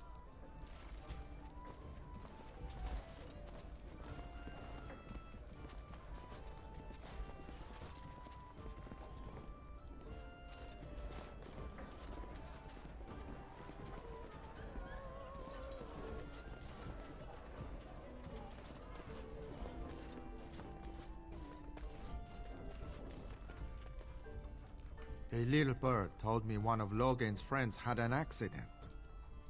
Terribly unfortunate. You might want to look in the chest behind me. There might be something of interest. As you say.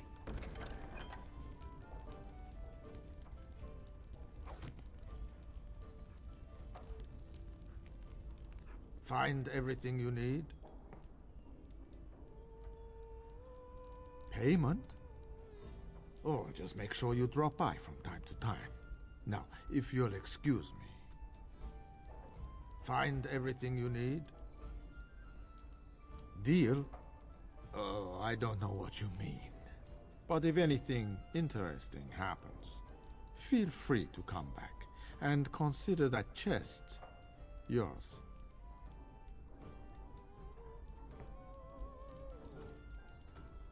I never said that. I'm just curious about various people in your kingdom, and sometimes I seem to misplace large pouches of coin. I'm quite careless that way.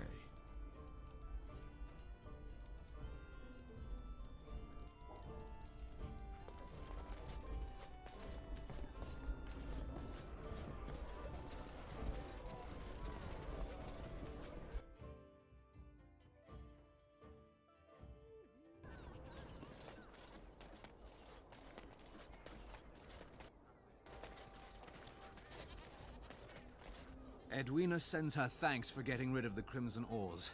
Mind you, she's disappointed there was no fighting. Here's payment. You've helped out a great deal.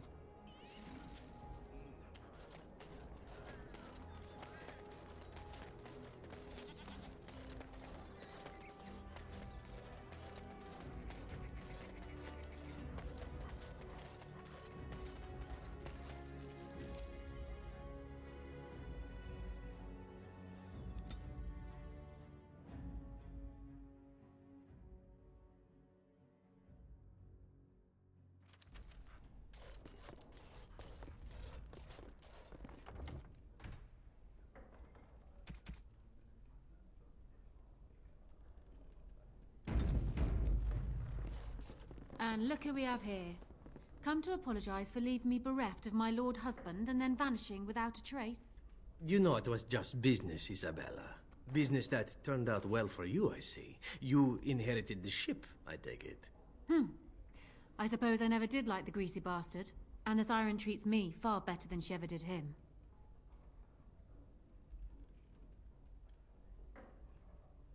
Indeed.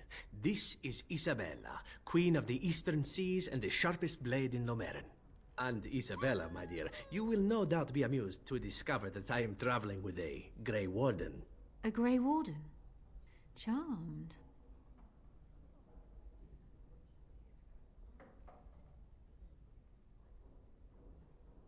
Yes, the siren's call. My pride and joy. She's seen me from my own Ravane and the Isle of Lomerin to the coast of Parvolan. All I need is my ship and the wind at my back. And once my men have had their fill of the pleasures of dry land, we will be off again. We are getting as far away from this blight as possible. Hey, I'm not going anywhere near the blight, and you'd get away too if you had any sense in that pretty head of yours. The way I see it, I can sail as far away from it as I need to, even to the other side of the far Anderfells. The sea will look after her own.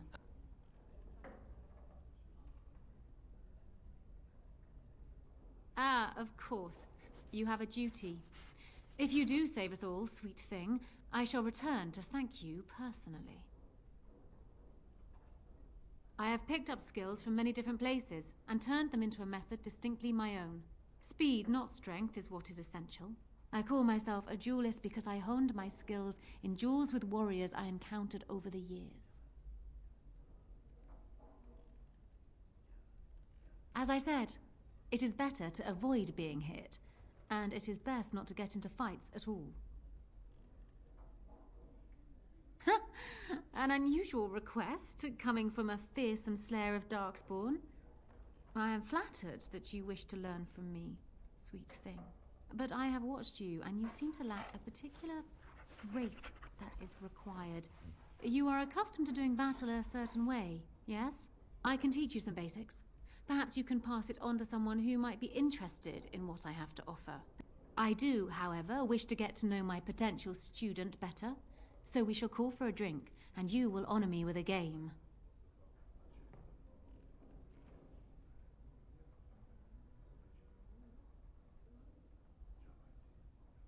Do you have something else in mind? Oh, and now you've piqued my interest. It would surely be rude of me to decline such a delicious offer. How delightful! Try not to acquire the smell of salt and tar while you root around in the gutter, Come, my ship is down by the docks, and I am sure you will find my cabins quite comfortable.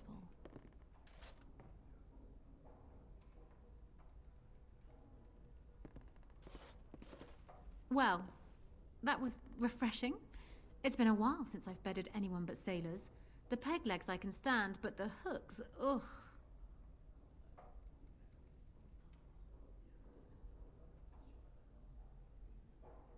It's more common than you think, and quite painful, if one isn't careful.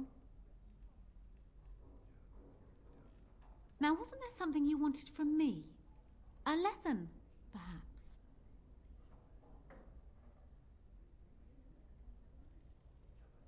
Come, we will need some space for this.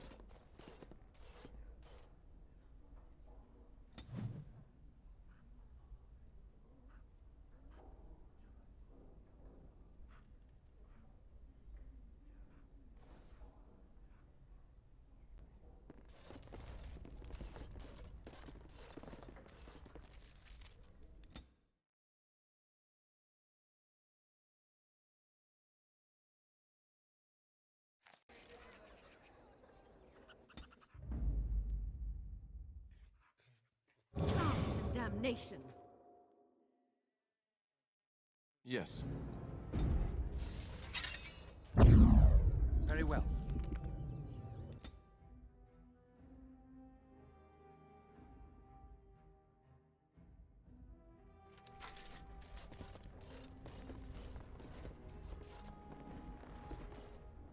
And look who we have here. Come to apologize for leaving me bereft of my lord husband and then vanishing without a trace. You know it was just business, Isabella. Business that turned out well for you, I see. You inherited the ship, I take it.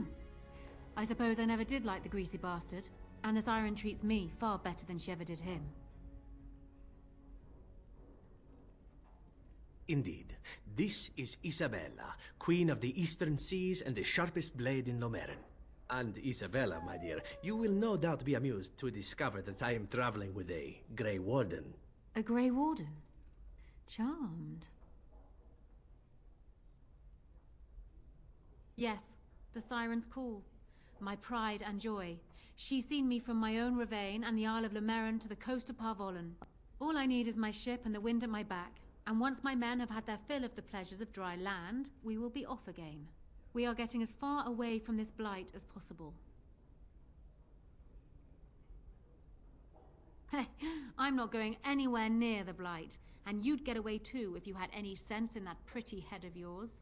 The way I see it, I can sail as far away from it as I need to, even to the other side of the far Anderfells. The sea will look after her own.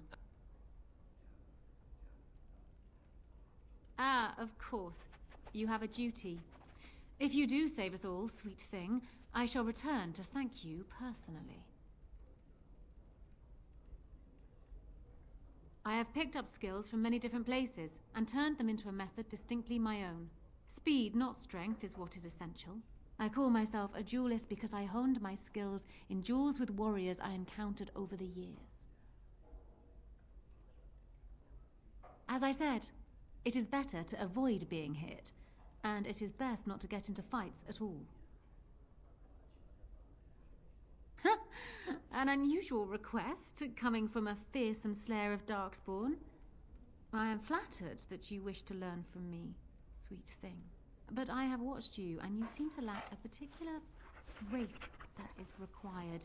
You are accustomed to doing battle a certain way, yes? I can teach you some basics.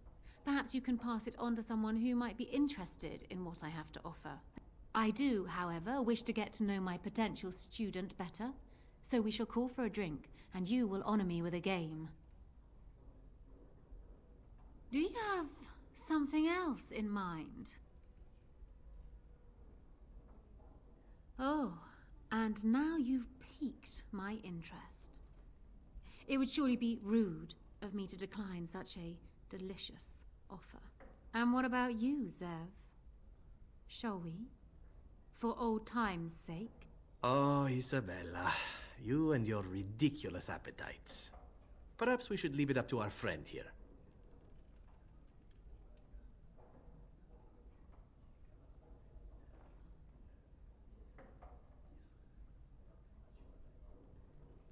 Ah, this brings back memories.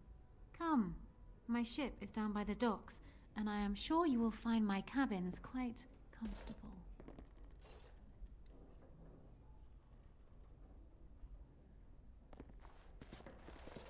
Well, that brings back memories, doesn't it, Zev? Pleasant ones, even. For you, maybe.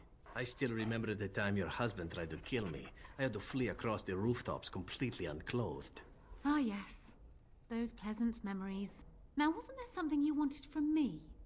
A lesson, perhaps?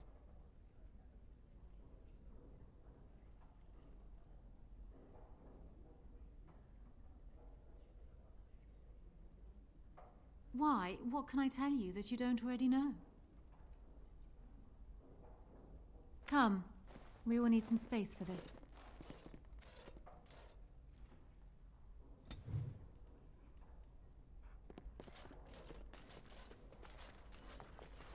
It is begun. Yes?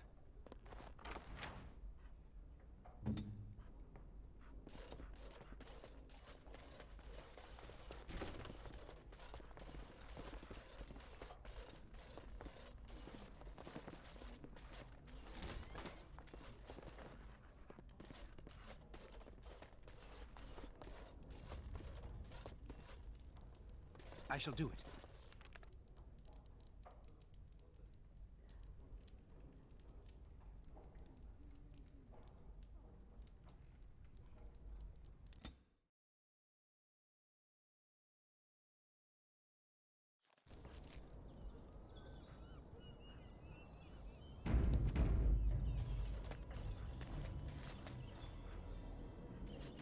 As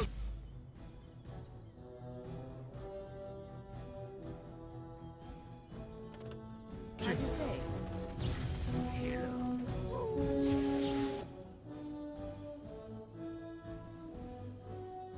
As you say,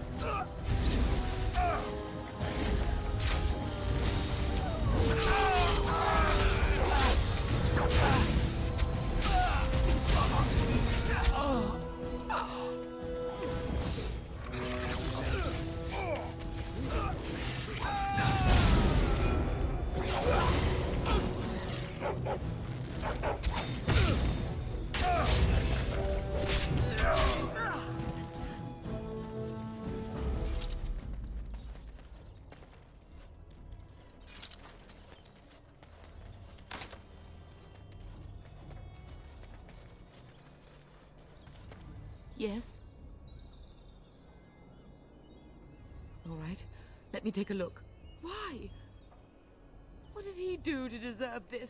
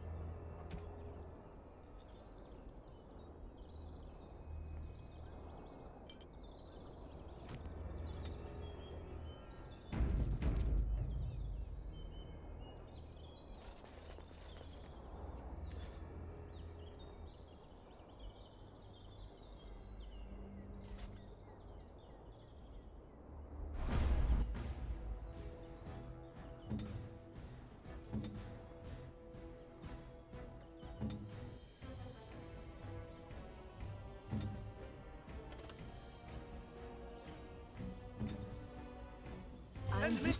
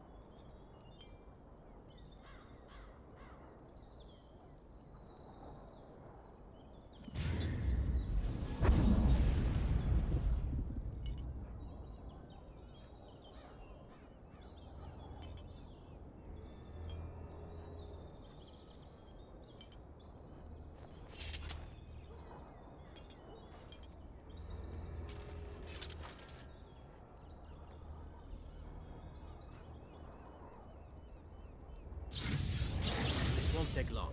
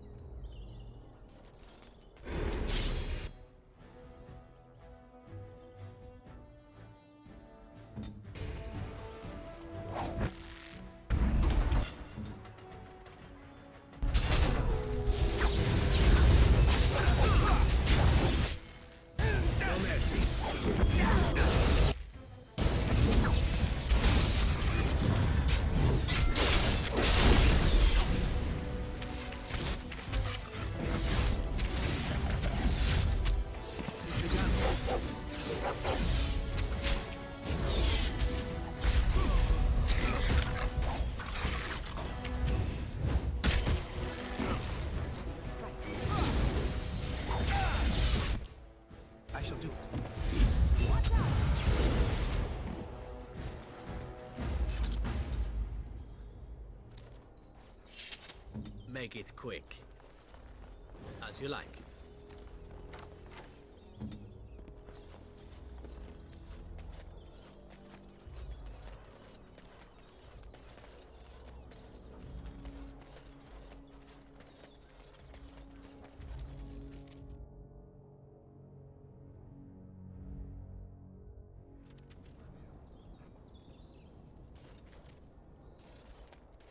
We must not exhaust our supplies.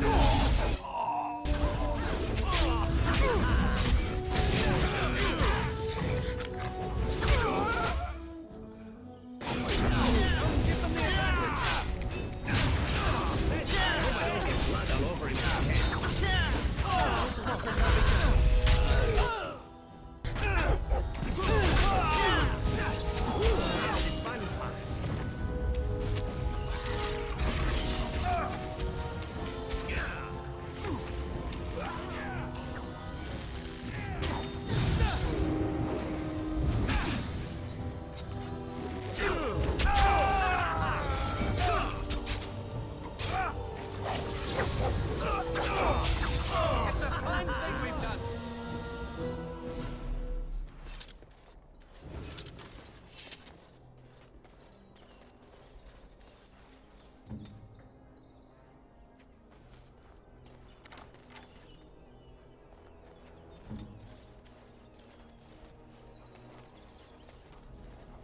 Shall be done.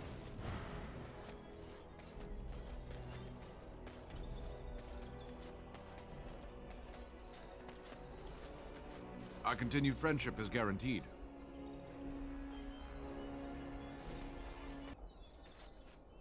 It is begun.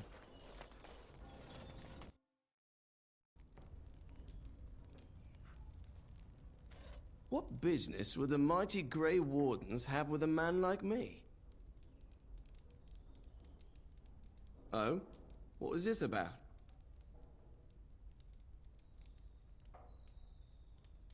How sad it is to see a Grey Warden manipulated. But I have no time to straighten this out for you.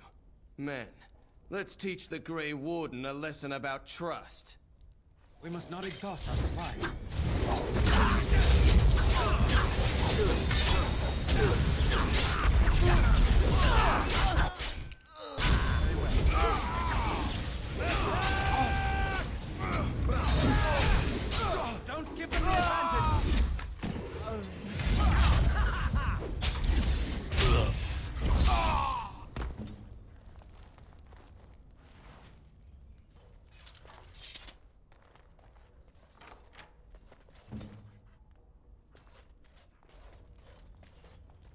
shall be done.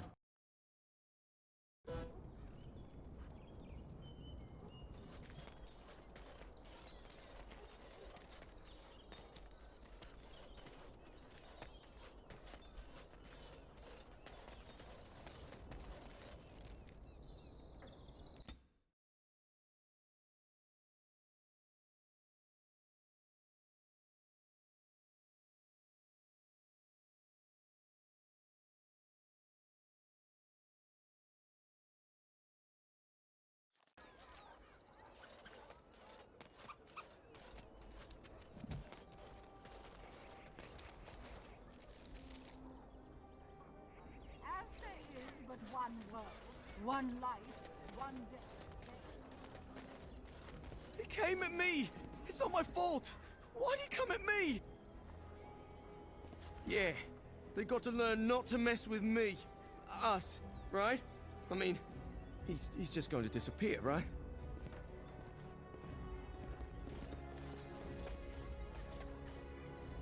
The client is very pleased. Come back soon. Good to see you again.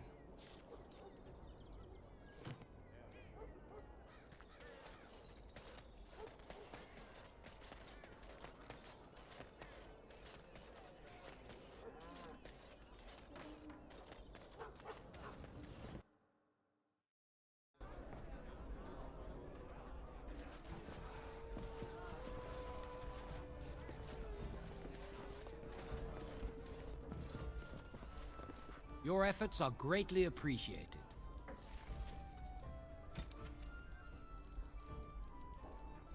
Very well. Maker's blessings upon you, Warden.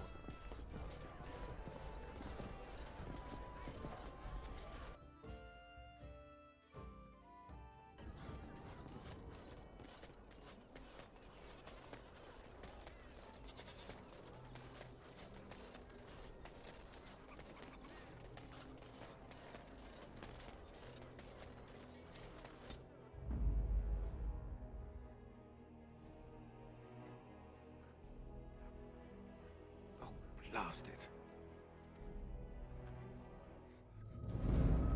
Yes.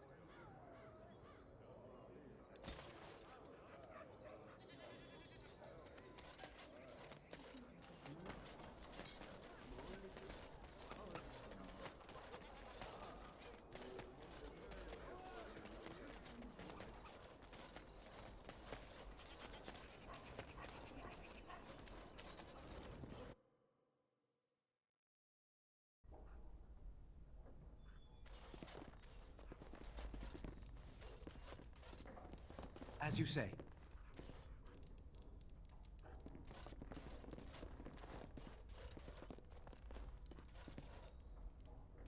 Yes? What are you doing here? Brother Genitivi? Why?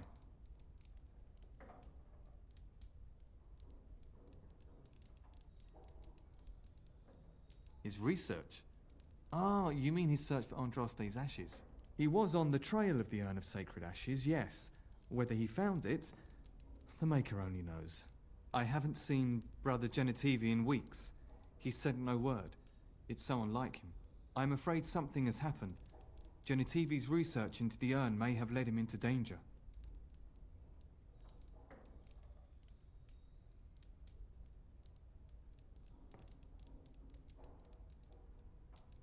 Perhaps the urn has been lost for a reason. I pray for Genitivi's safety, but hope dwindles with each passing day. I tried to send help, but some knights came from Redcliffe looking for him not long ago. I sent them after Genitivi, and they too have disappeared.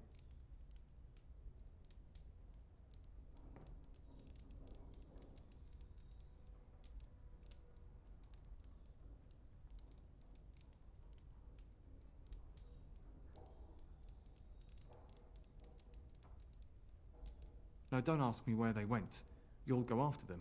And what if ill luck should befall you too? This search is a curse on all of us. Some things are not meant to be found. I know that now.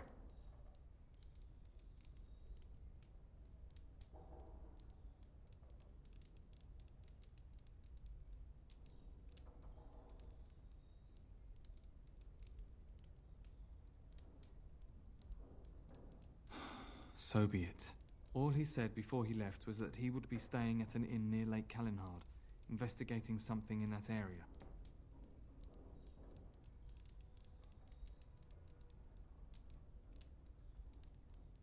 I don't know. All I discovered from going through his research was that he was staying at the inn.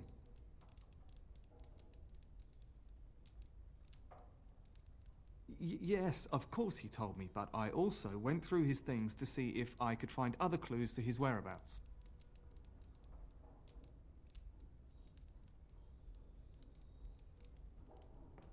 No, I didn't. Everything pointed to the same place. You're wasting time. If you insist on going after Brother Genitivi, you should leave as soon as possible.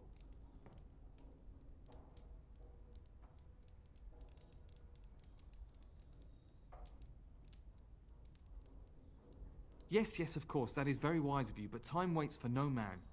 Follow in Genitivi's footsteps if you must, but be careful.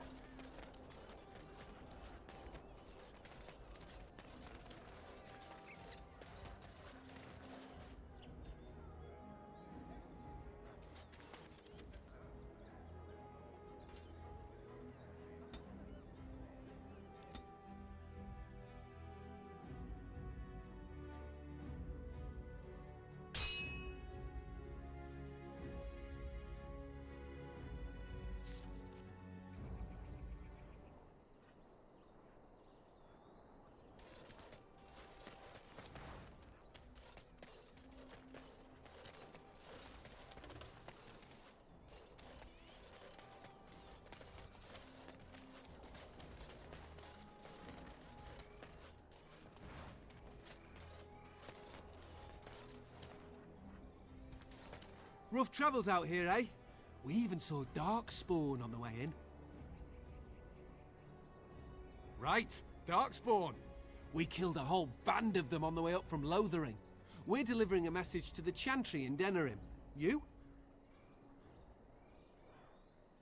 We saw a blood mage down near the Brazilian forest. We're off to tell the Chantry about him. I thought you said... Wait, you're serious? You look pretty tough, but we just fought Darkspawn. I think we can handle a few losers in armor. Let's see what you've got.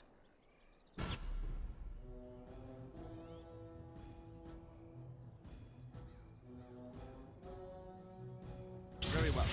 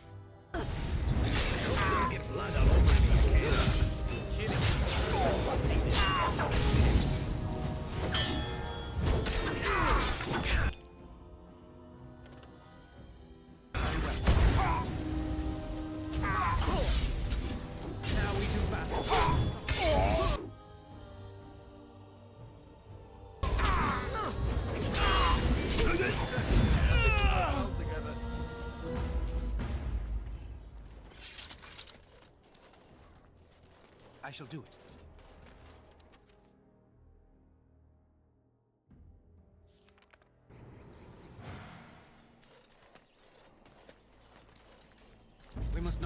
our supplies?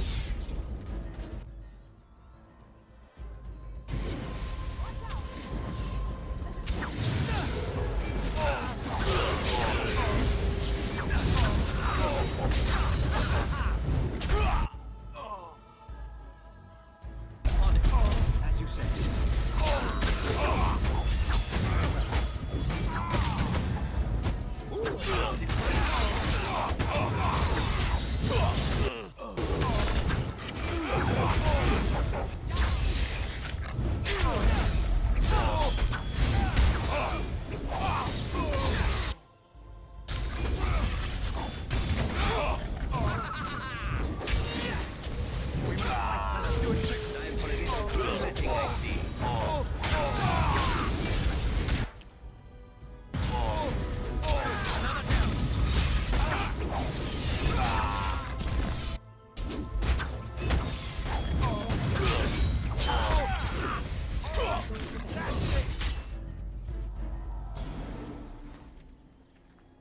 Make it quick.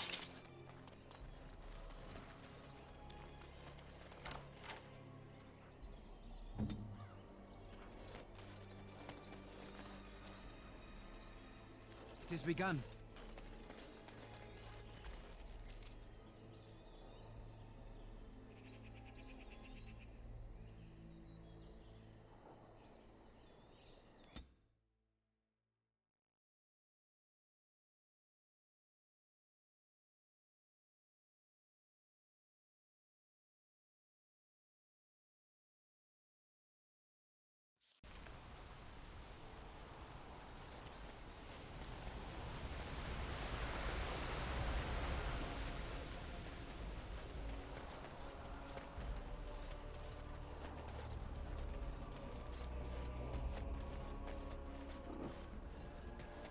Move along, friend. Oh, wonderful. I always appreciate correspondence from my upstanding friends in the Collective. On behalf of myself and my men, I thank you. I'll make sure the Collective's generosity is reciprocated. On your way now.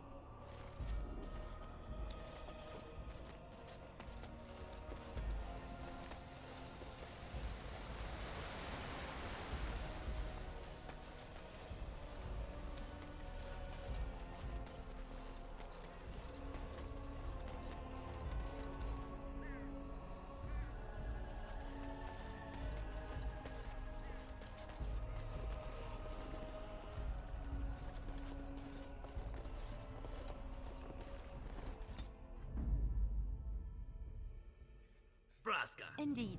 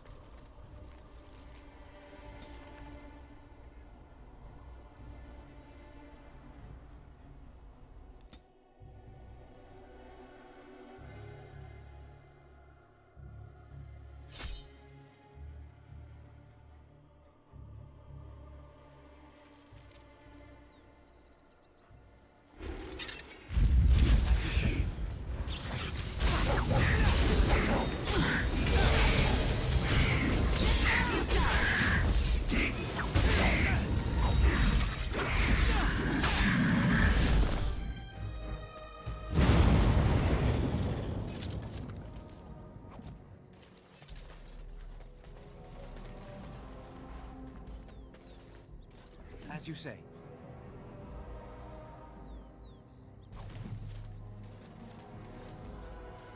It shall be done.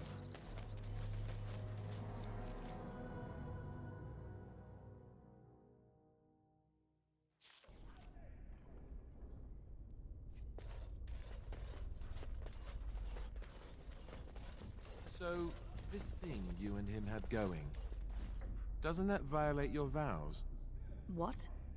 What kind of question is that to just blurt out? What do we have going? Yes, I'm that blind. I so totally did not see you ogling each other before. He was not ogling me, was he? Was he really ogling me? Now that you say it, I'm not sure. Maybe he wasn't ogling you. I don't know. I could always ask him. You can't do that. Could you? You couldn't do that. I could, but I won't.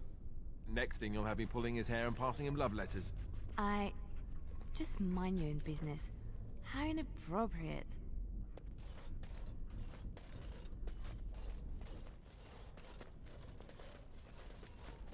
Come on, you've rested enough. We need to get these out of the tower before they get fragrant. Those abominations. It's wrong. Someone has to do it. Why do we have to take them across the lake to burn? The lake's right there.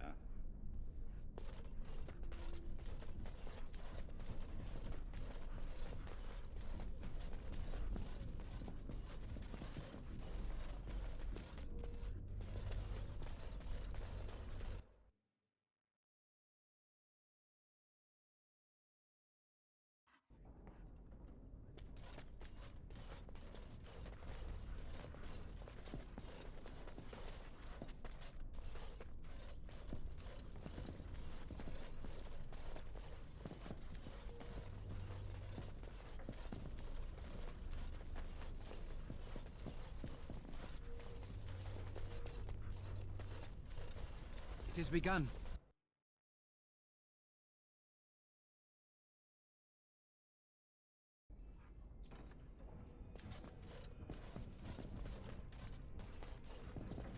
It shall be done.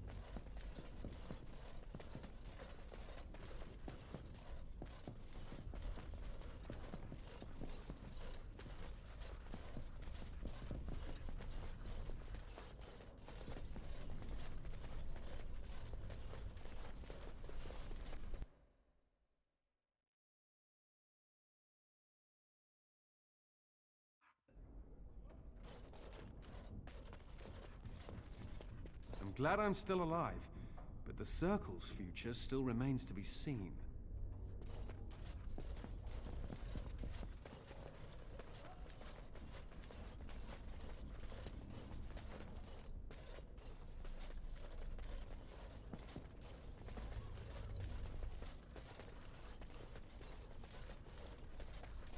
Alistair, what's this? It's a sock? It's a filthy sock. How did it find its way to my bedroll? Maybe it likes you? Socks are sneaky like that. Anyway, it's not mine. It has your name stitched on it. Oh, part of Templar training back at the Chantry. The men were always getting their socks mixed up. Anyway, sorry about that. I'll take it from you right now. One of my socks is feeling a little damp anyway. A change would be nice. You're going to put it on? It's filthy. And dry. We're not exactly traveling in the lap of luxury here. What hideous habits you've picked up.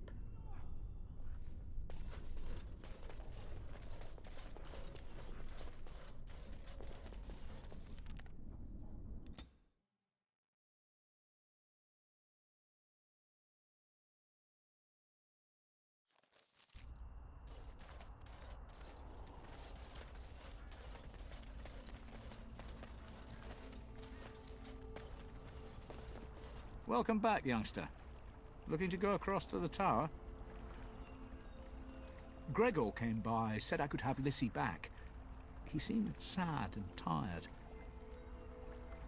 Well, I'll be here.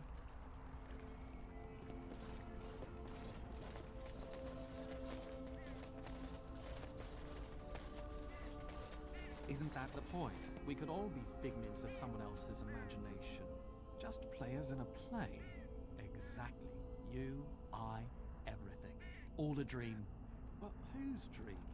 And for whose amusement? Some being of cosmic power. Sublime, enlightened beings. Cosmic power? What, you're serious? They thought of all this grit, all the war. They bloody thought of boils. I got a boil the size of your nose on my big toe, and some beings are enjoying this. Disturbed, sick bastards, if you ask me. Ahem. I still maintain they're more enlightened than that. If I ever come across one of them, I'll give them a what for. Take this. You've earned it. The client is very pleased. Come back soon. Take this. You've earned it.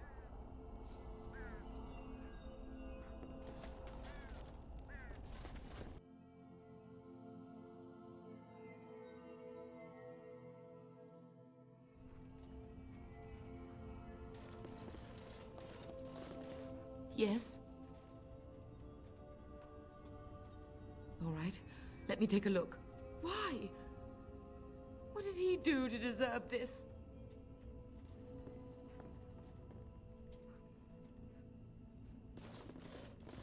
Welcome back to the Spoiled Princess. How may I serve you today? Brother no, of course not. I've never heard of him.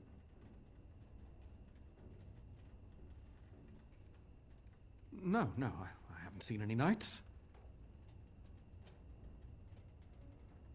Why would I be nervous? Listen, the person you're looking for isn't here. You should be on your way as soon as possible.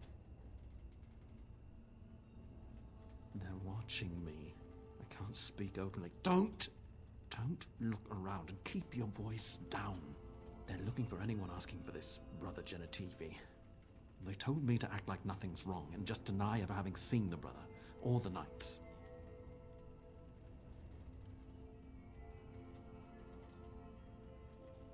I don't know.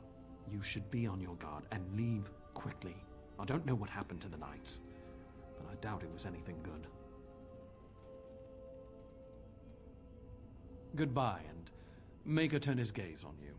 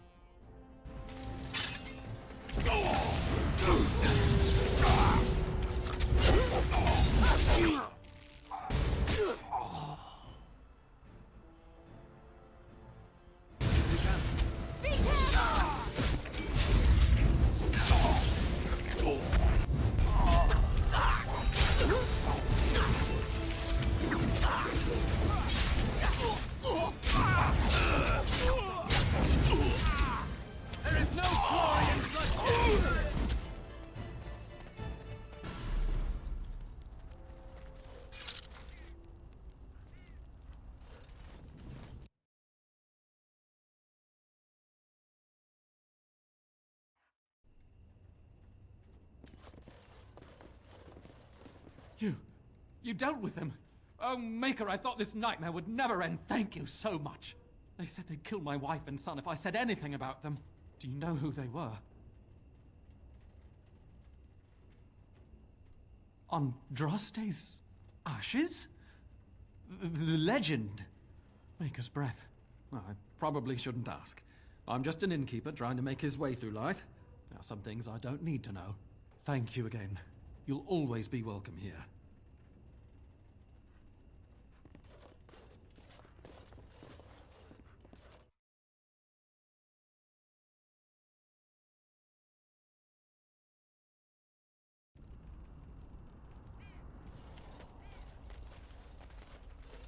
Maker, rest the souls of all, Templar and Mage, who gave their lives defending the Circle. May they find peace at last.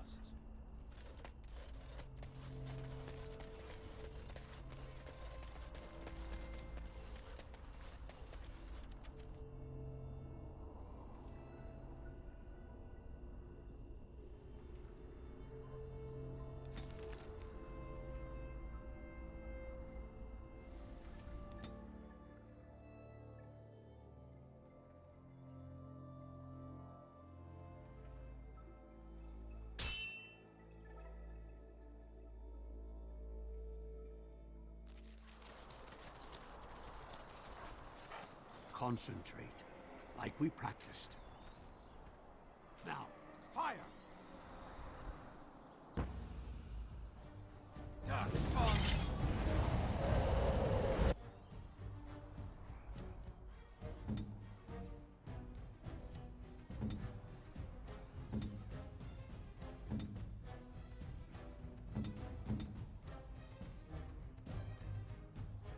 Send me!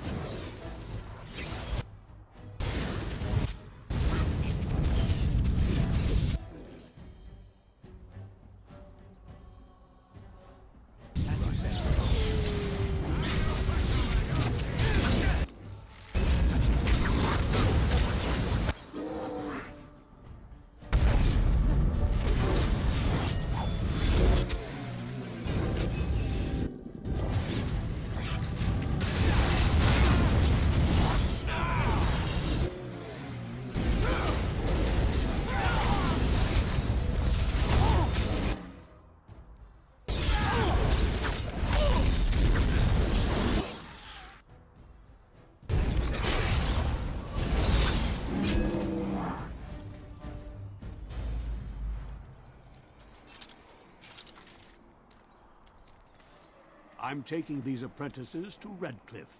The first enchanter says you need every able-bodied mage for the war. They're young, but capable enough, as you saw.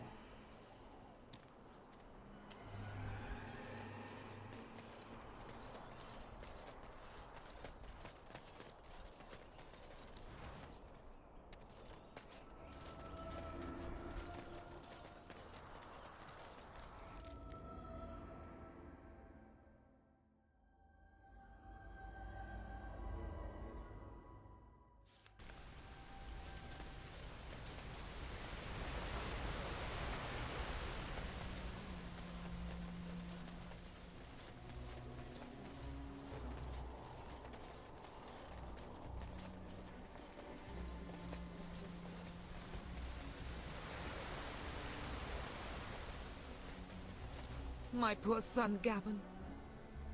I sent him away just a month ago. And now I'm afraid he's lost. All for stealing one little necklace. So what if it was an heirloom? That's no excuse to send my own son out into the wild.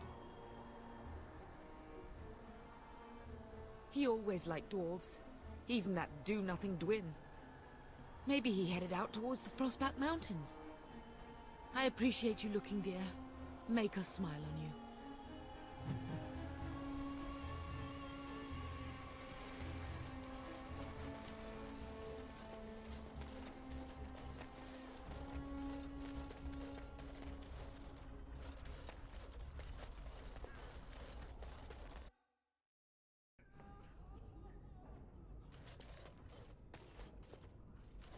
Yes? All right, let me take a look.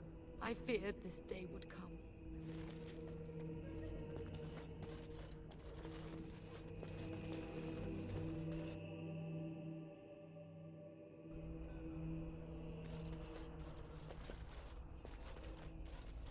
The Irregulars thank you.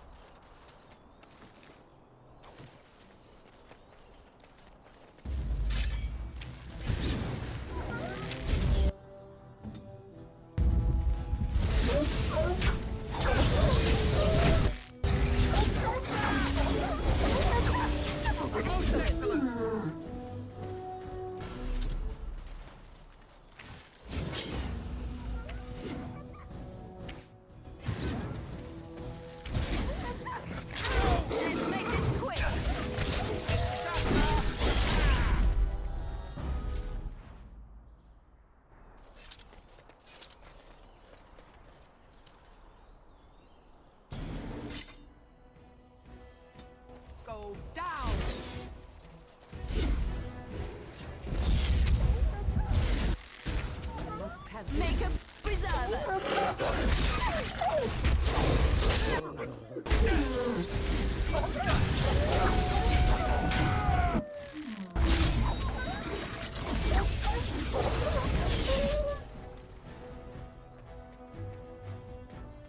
be done. It is begun.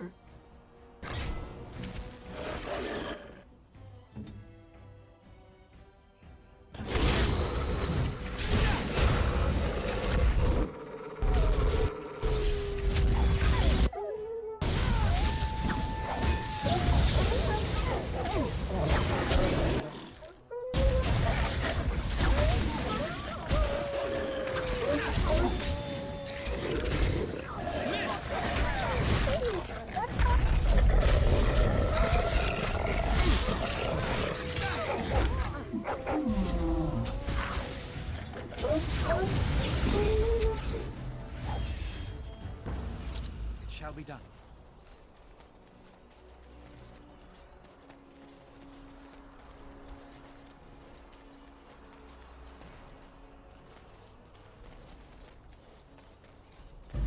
Try not to look too incompetent.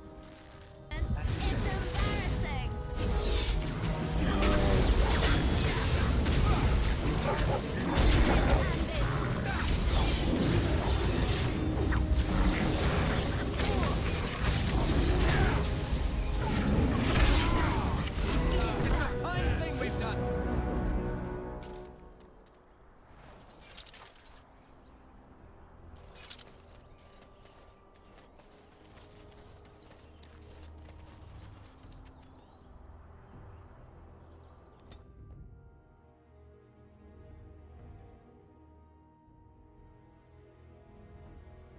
Get your asses off Ban Talman's land. We won't bend needle again. Loghain is the regent. He demands your... We're not Orlesian lickspittles. We owe no man our allegiance. Leave! Take their lands by force, men. Regent's orders.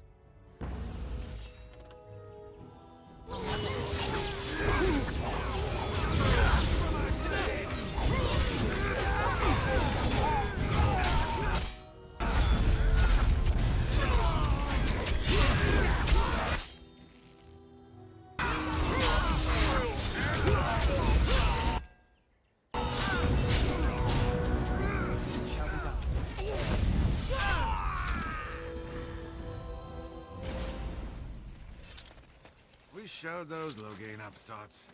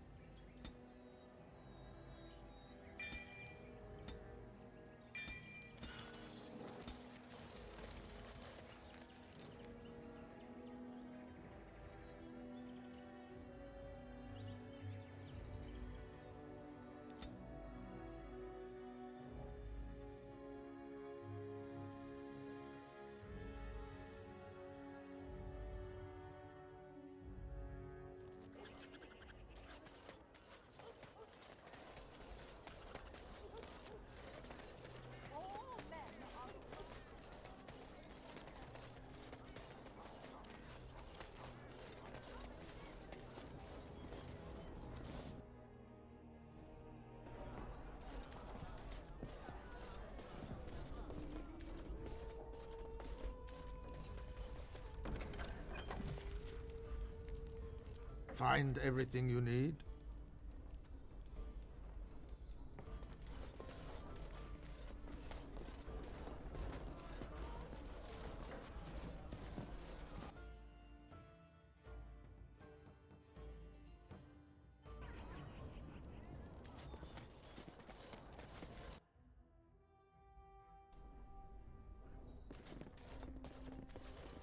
You're back. I'm glad you are alive, of course. If you live, then my fellows have failed. I can see their deaths in your eyes. I knew them well. My brothers died in the service of Andraste. May she draw their souls to her and cast yours into oblivion. For Andraste! Come and get it. Let's make this quick.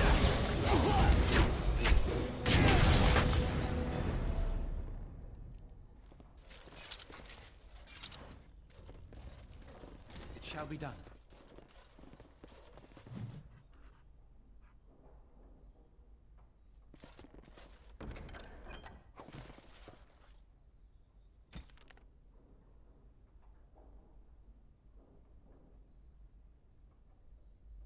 As you say.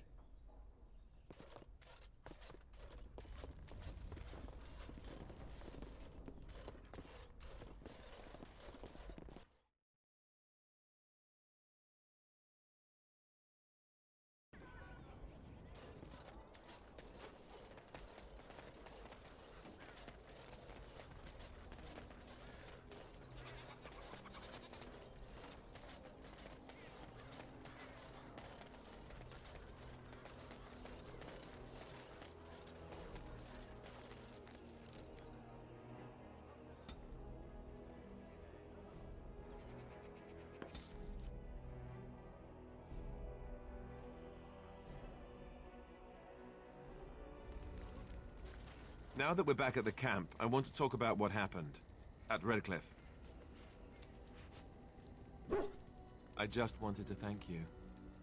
You went out of your way to save the Arl's family, and you did it. Even though it would have been easier not to. There's been so much death and destruction. Well, it makes me feel good that at least we were able to save something.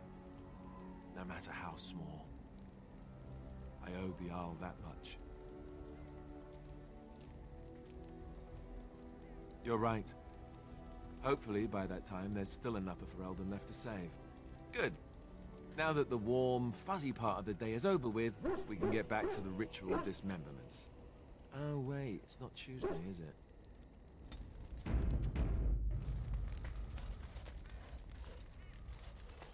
Your dog is filthy. I can smell him 50 yards off.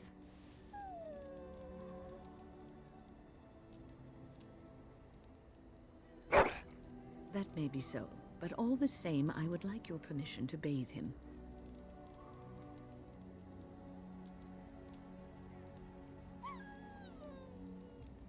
Excellent. I will get my soaps, and the dog shall have his bath after supper.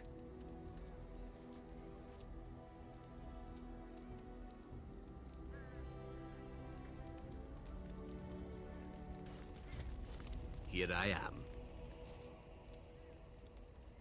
Oh, this should be good. Go ahead.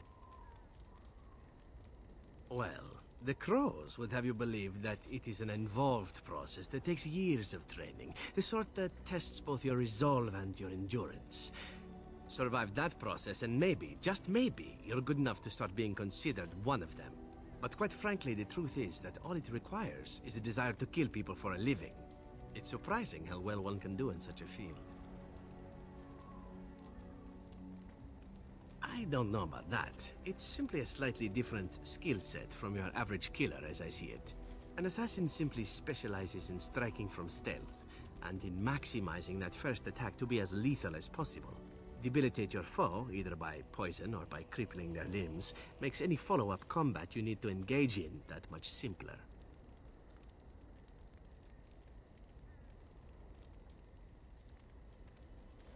I do. It is not something inherent in an assassin's skills, however, merely something complementary. Of course, the crows like to pretend that their abilities are trade secrets, shrouded in shadows and wrapped in a blanket of mystery. So let's just keep this between you and me, shall we?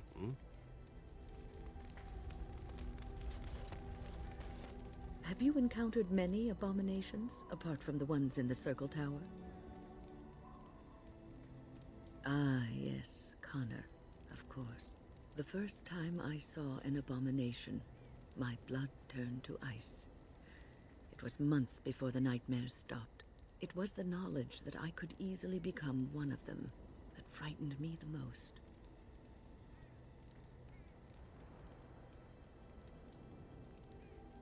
One slip. All it takes is one slip, and everything you are is simply gone. Replaced by madness. And there is no turning back, or at least that's what they say. Of late, I have begun to wonder if there is any way an abomination can be cured. Or if a mage could be so possessed and still retain their sanity, their humanity. Yes, it is madness and cruelty that define abominations. If those are lacking, if the mage remembers the person they truly are, then they are not an abomination. I never saw that. Thank you for showing me another way of looking at it. The stars are out. It comforts me to know that the stars will remain untouched by the blight. That whatever happens down here, they will shine eternally. Their light undimmed. There is a story about that cluster of stars over there. Do you know it? Elindra and her soldier? A long time ago, there lived a fair maiden called Elindra. She had many suitors, but spurned them all, for she did not love them. One day, Elindra was sitting by her window in her father's castle, singing and dreaming, when her lovely voice caught the attention of a young soldier. Entranced by her song, the soldier drew near to Elindra's window. As their eyes met, he fell in love with her, and she with him. When Elindra told her father about the man she had chosen, he was furious, for Elindra was high-born, but her love nothing more than a common soldier. To keep them apart, he had Elindra imprisoned in the highest tower of his castle, and sent her soldier to the wars. Alas, not a month had passed before news of the soldier's death reached Elindra. Alone in her tower, Elindra wept for her love, and beseeched the gods to deliver her from this cruel world. So earnest was her plea, that the gods themselves were moved. They gathered Elindra into their arms and lifted her high into the heavens, where she became a star. The gods also raised up the soul of Elindra's soldier love, and there he dwells, across the horizon from her. The band of stars between them is a river of Elindra's tears, cried for her lost love. They say that when Elindra has cried enough, she will be able to cross the river to be reunited with her soldier. This story is one of my favorites, a tale of a love so great and so enduring that it defies death and moves the gods to action. Sometimes I ask myself, does such a love exist? Can it exist? I never expected you to say that. It is a pleasant surprise. I have to say there is a certain severity to you. Finding a person behind that all is nice. Maybe you should let your softer side show more often. Sometimes following your heart, not your head, leads you to remarkable places.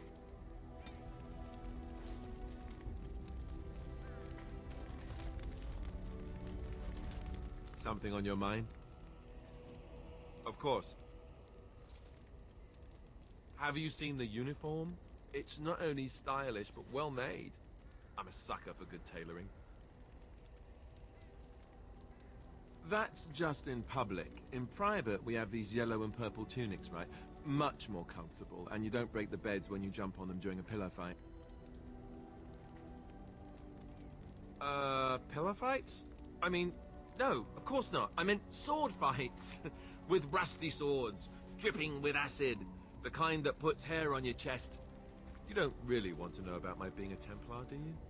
It's really quite boring.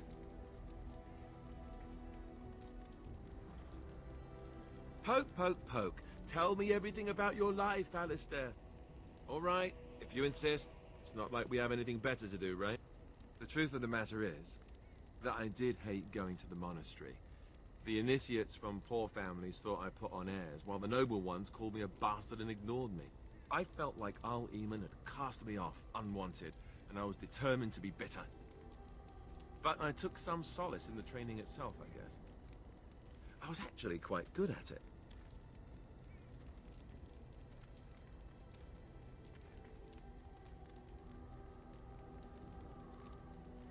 The education, mostly, but also the discipline.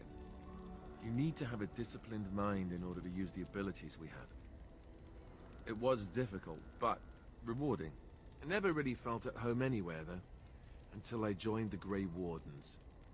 And Duncan felt my Templar abilities might be useful for when we encountered Darkspawn magic, so I kept it up. What about you? Do you have anywhere you consider home? Right. Stupid of me to ask. I'm sorry. We won't always be traveling like this, you know. Once the war is over, once the Blight is... well, a time will come when we'll have to think about having a real home again. Though that seems like a far ways off. And I suppose the Grey Wardens are gone for good. Either way. I suppose you're right. We can create new Grey Wardens, but we'll never get back those we lost. I wonder if it would ever feel the same. Anyhow, now I've sidetracked us. We'd better get back to what we're supposed to be doing right now.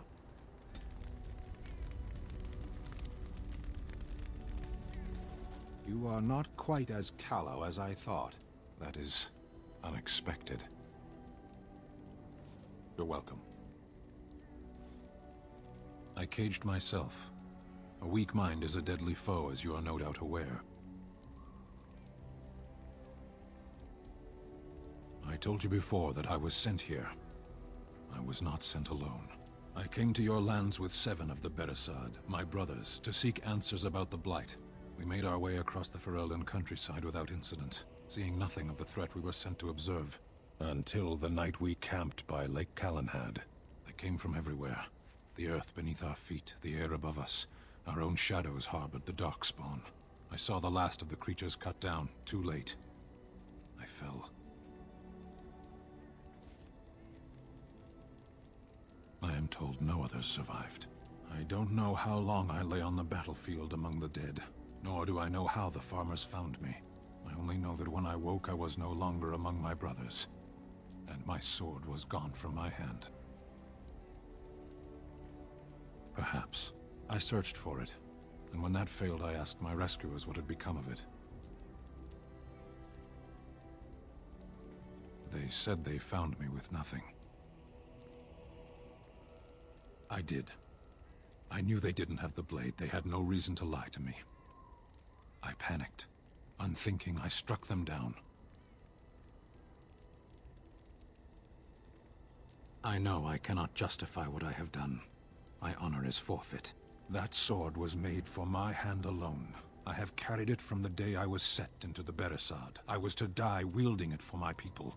Even if I could cross Ferelden and Tevinter unarmed and alone to bring my report to the Arishok, I would be slain on sight by the Antam. They would know me as soulless, a deserter. No soldier would cast aside his blade while he drew breath.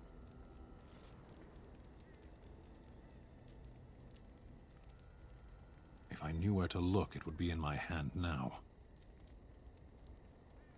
Near Lake Calenhad. Perhaps those words are empty, but thank you all the same.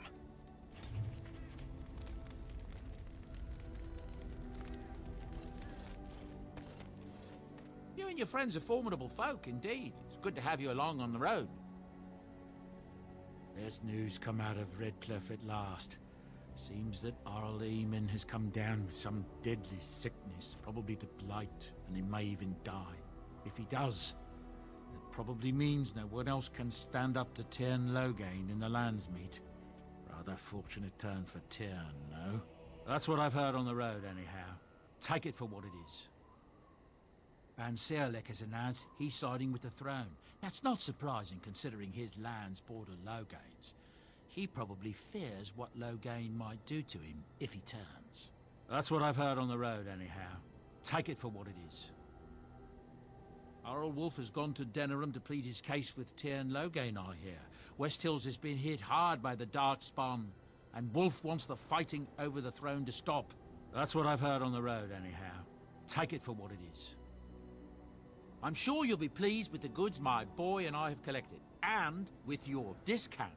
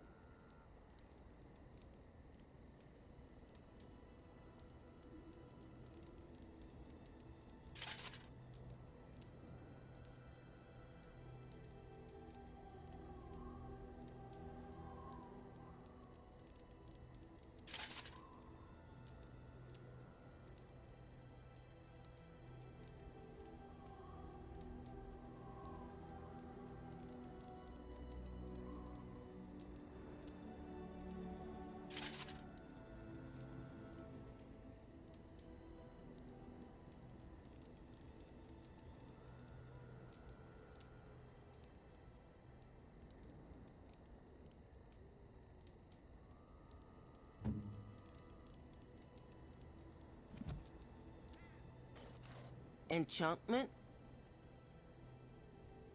Enchantment!